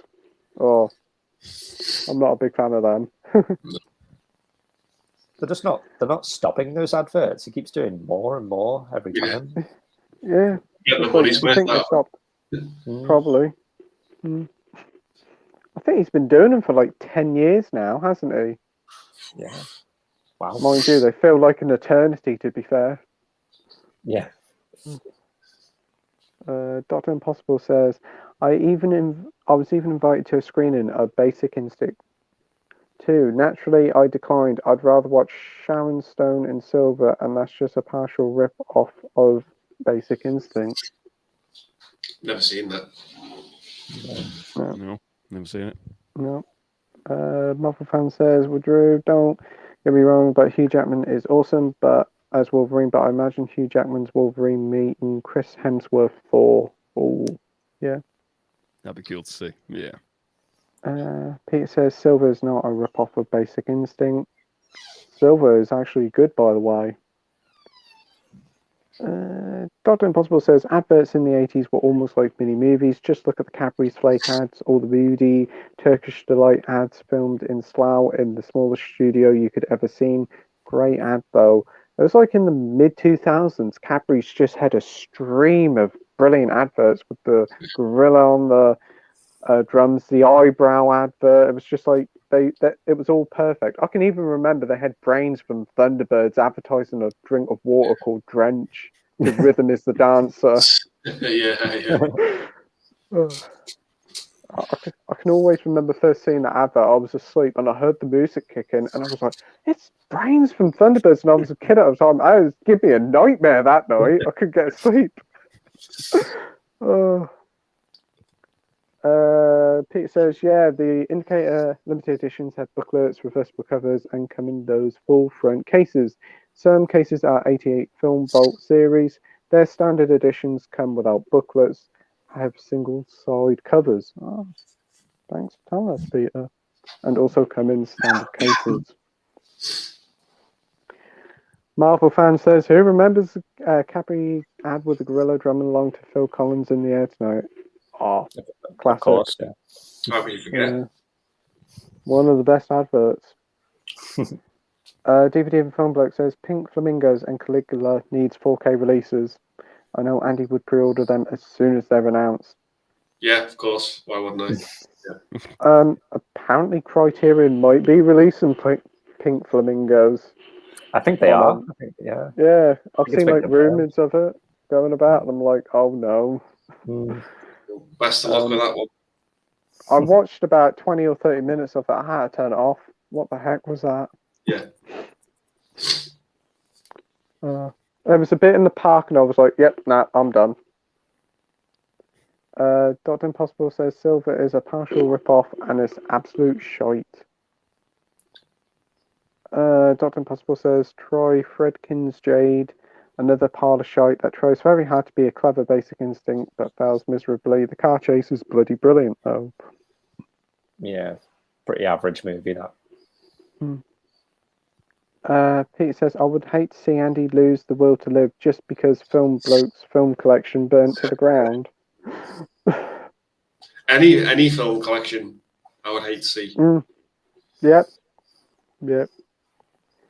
Dr. Impossible, Andy smirking at the Home Alone 3 comment. Home Alone 25, the cash-ins of never-ending cash-ins, is a cracker.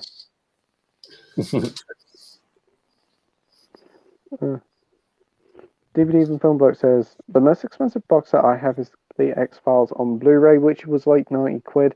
Now the Blu-ray set is out of print and goes for well over 300. Wow. Whoa. Yeah, I've got that set. I don't remember how much I paid for it, though. DVD and Film Bloke says, "The most expensive single film was Oh Lucky Man. I got a used copy for 15 quid, but it fucked up at the very end, so I sent it back and got a new sealed copy for 20 quid. That's a good film.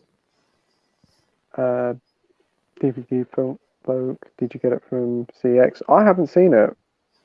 You recommend it, Anne? Oh Lucky Man? Yeah, it's good. There's some parts of it that don't hold up because it's got some actors doing blackface. But yeah, no, on the whole, it's all right. Yeah. Film and DVD and Film Bloke, in my opinion, £20 is the maximum I would spend on a single title. If it goes over, I won't bother. The only Kubrick film I don't have is Fear and Desire for that very reason. I have seen the film. Yeah. DVD and Film Bloke also says eBay, also both versions I got discs were loose. The second disc of the used copy was pretty badly scratched. I was able to watch 90.9% of the film, but the dance party ending died. That's a shame. And obviously the new and sealed copy, the discs weren't damaged. Dr. Impossible says it's free on X Hamster, Andy, if you want to indulge. It's all about art at the end of the day, or of course. Might save it to the weekend.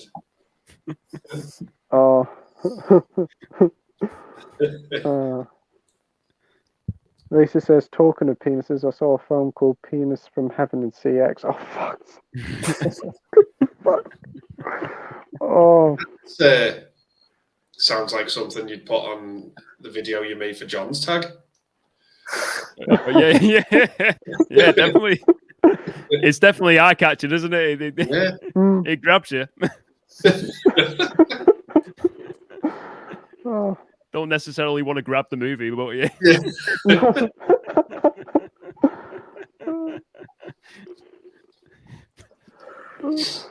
DVD from Film Bloke says the only actor who had anything good to say about Kubrick was Malcolm McDowell. He always says a lot of great stuff about Lindsay Anderson. Yeah. DVD from Film Bloke says, seriously, if you've not seen Clockwork Orange, watch it. It's an experience. Yeah, will do. Will do, yeah. Yeah, got it downstairs in like one of those Warner Brothers iconic moment slips, so I'll give it a go.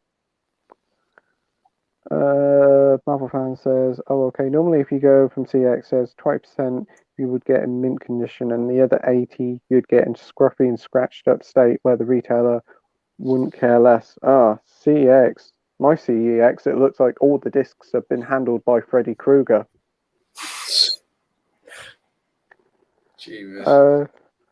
DVD for bloke says, never got anything from CX in all fairness. I don't think it was the seller who sold me a faulty disc. It must have got damaged in transit. At least I got my money back. Yeah, that's the main thing. That's good. Dr. Impossible says, check out Puppetry of the Penis. Fuck's sake.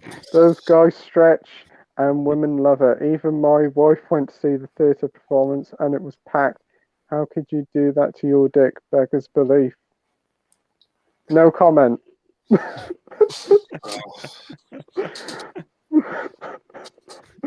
think once it hits about like 10, it's just become like 18 rated. DVD Film Bloke says, I think CX might sell Old Lucky Man for like 30 quid or so. It's long overdue a Blu-ray release. Yeah. Brett says, my local game station before they closed down used to sell DVDs and Blu-rays too. Yeah, they used to sell a lot of pre-owned ones, and Game actually did a tendency in like about 2013 time to do all the new release Blu-rays. I remember they sold Pompeii. Is it the Kit Harington film Pompeii? Oh yeah, with Kiefer Sutherland. Yeah. Yeah, they were charging 25 quid on Blu-ray for that. Wow. Never seen it. Is it any good? Don't think so, is it? No. They were always charging like ridiculous prices. I remember there was like a superhero film come out at the time, and I went to get it, and they said, scan it, $27.99, please, mate. I went across the road to HB, paid 10 quid for it, I think, or 15 quid for it. Oh. Marvel fan says, I bought something from CX a couple of years back, received a scratched disc, went to my local CX, and they were unable to refund me, but only to resell it back to me. Only to resell it back to them. Oh, that's bad. Yeah. At least the seller on eBay was decent. DVD from Funbloke says, Mystic Magpie all the way for me. Yeah, they're pretty good. Yeah. Underrated music. Definitely, yeah. Good prices and all. Brett said Cadbury World is not far from me, maybe 16 miles or so. Oh, that's cool. Always wanted to go there as a kid. Couldn't go with my dad, or they wouldn't have no chocolate left.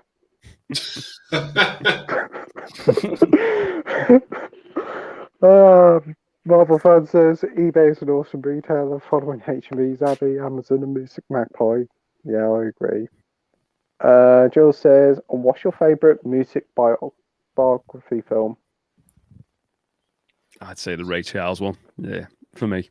Yes. Oh, Ray was really good. Yeah. Brilliant film. I like The Doors. I think that's a pretty good one. Yeah, that is good. Rhapsody. Yeah. Oh, yeah. Yeah, probably those. Mike? Yeah, I'm not sure. Probably just Bohemian Rhapsody, I think.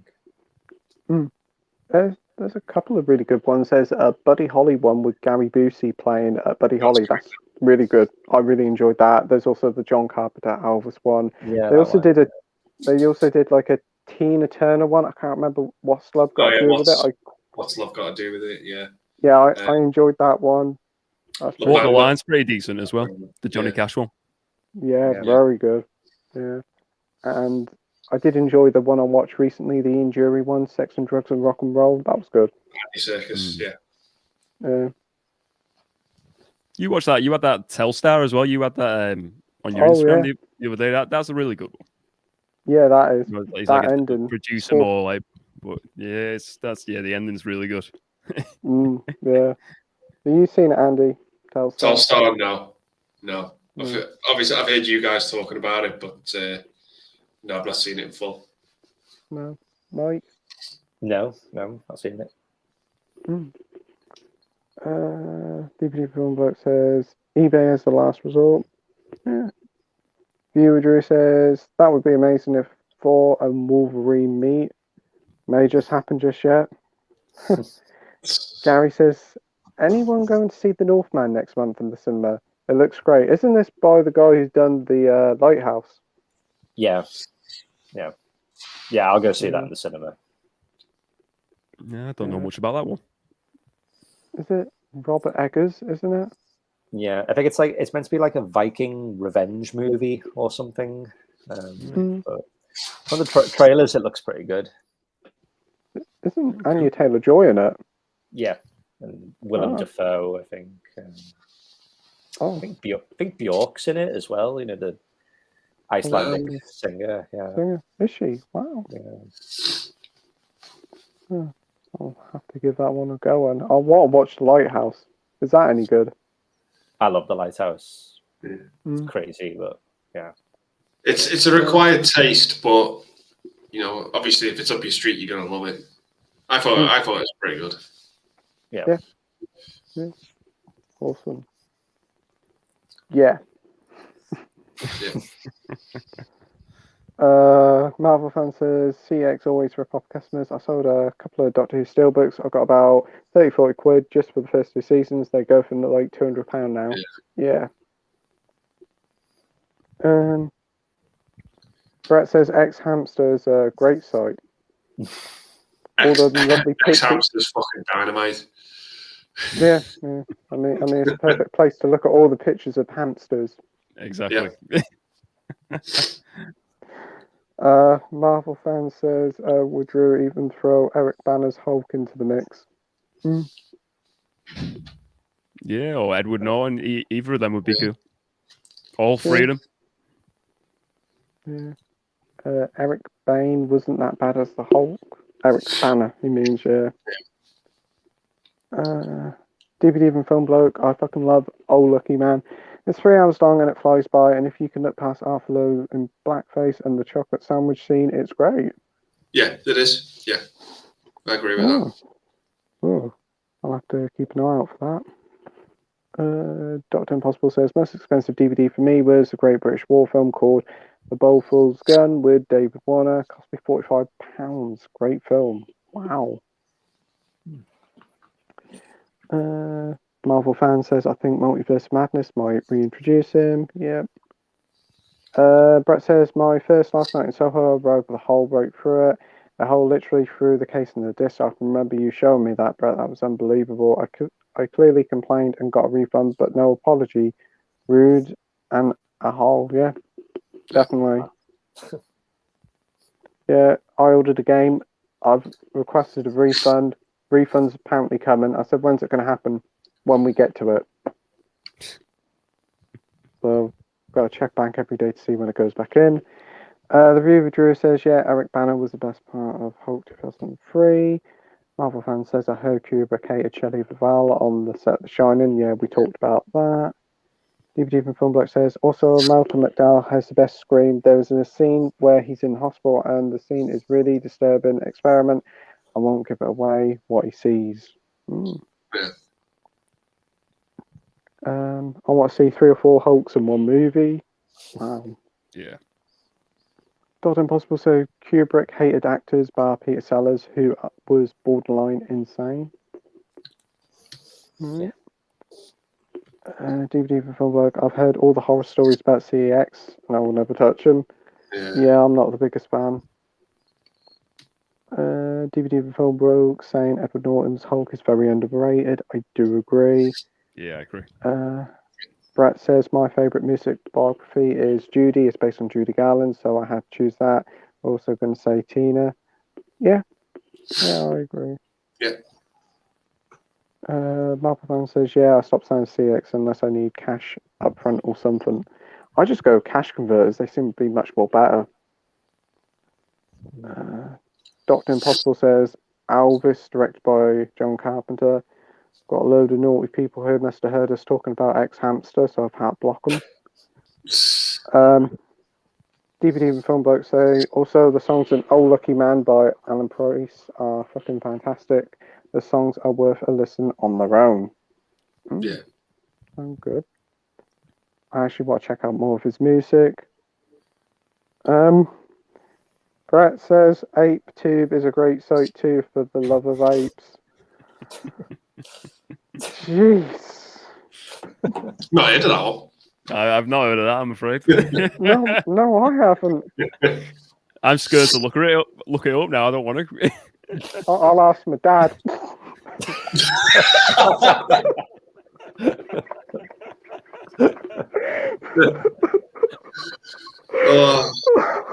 What the street?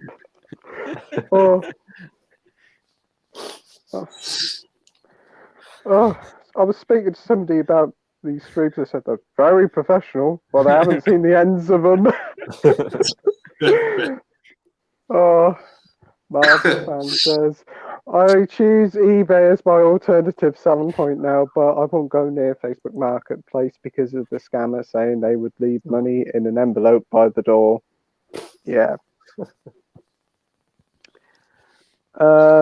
Big Butter is watching, did a great review of Oh Lucky Man. It does go through the whole film scene by scene, so I would say watch the film first. Yeah. Gary North said there's an interesting video on YouTube about Kubrick's favourite actors. Cool. Oh, DVD and Film Bloke says it's actually on Amazon Prime if you don't want to pay the £20 or so for the DVD. Oh, I'll give that a go, I'll watch it over the weekend, I think. Marvel Fan says Zombie Hulk would be scary in live action. Yeah. I agree. DVD from Film Bloke says never been on Facebook Marketplace. With eBay, I only trust sellers who actually provide photographs. Yeah, always do research of the sellers, like the reviews and how many stuff they've sold in the past. Yeah. Brett says CX stickers are awful, but the cash converter stickers are even terribler. The glue on those stickers is insanely strong. Yeah. What they do in my cash converters is they put it on the artwork inside the plastic, and you try and take it off. Dreadful! You can't even. Wow. That is like cruel. That's just awful. And Doctor Impossible says I've never set foot in CEX. Thank fuck for that. Yeah. And the final comment of the night: If and Britannia Hospital are great as well. So yeah. I've not seen Britannia Hospital, but If's fucking great. I love that movie. Yeah. Oh, I've never heard of that. What's that about? And If?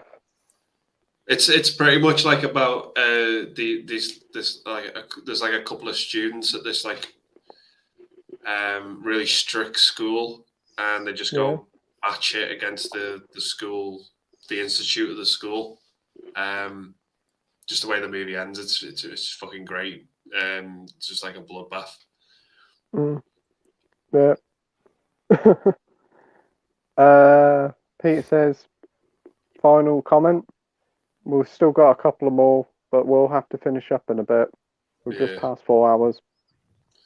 DVD from Fun Bloke says, also never buy a DVD from eBay if stock photos is provided. Yep. Dr. Impossible says, oh Jesus, carry on, Playtendoguy. Marvel Fan says, somebody would trade in dented steelbooks and CEX. Oh yeah, they do it all the time. It's perfectly fine. They said to me once, it makes it look like an antique. Okay. Yep. I showed them like, really, we accept this? Oh yeah, that'll be alright. We say it's an antique. DVD from Film Block says Britannia Hospital is really underrated. Oh, That's a look out for. Yeah, I will. Sounds interesting. And the final comment of the night is DVD from Film Block saying good night then. Yeah. So thank you everybody for watching the stream tonight. It's been a lot of fun. Yeah. Yeah. So thanks ever so much everybody for watching. We'll see you all again next week. Wednesday night, 7:30. We'll have Megs as the special guest. I'd like to thank Jordan from Movie Worm, AP from the Movie Cheer podcast. Oh, thanks for having us on, Pete. Yeah, definitely is awesome. And thank you to everyone for being so welcoming as well. Again, super. Definitely. Yeah. Thanks ever so much, Andy and Mike, as always. No worries. Yeah. Yep. So we'll see you all next week. So bye bye, everybody. Bye bye.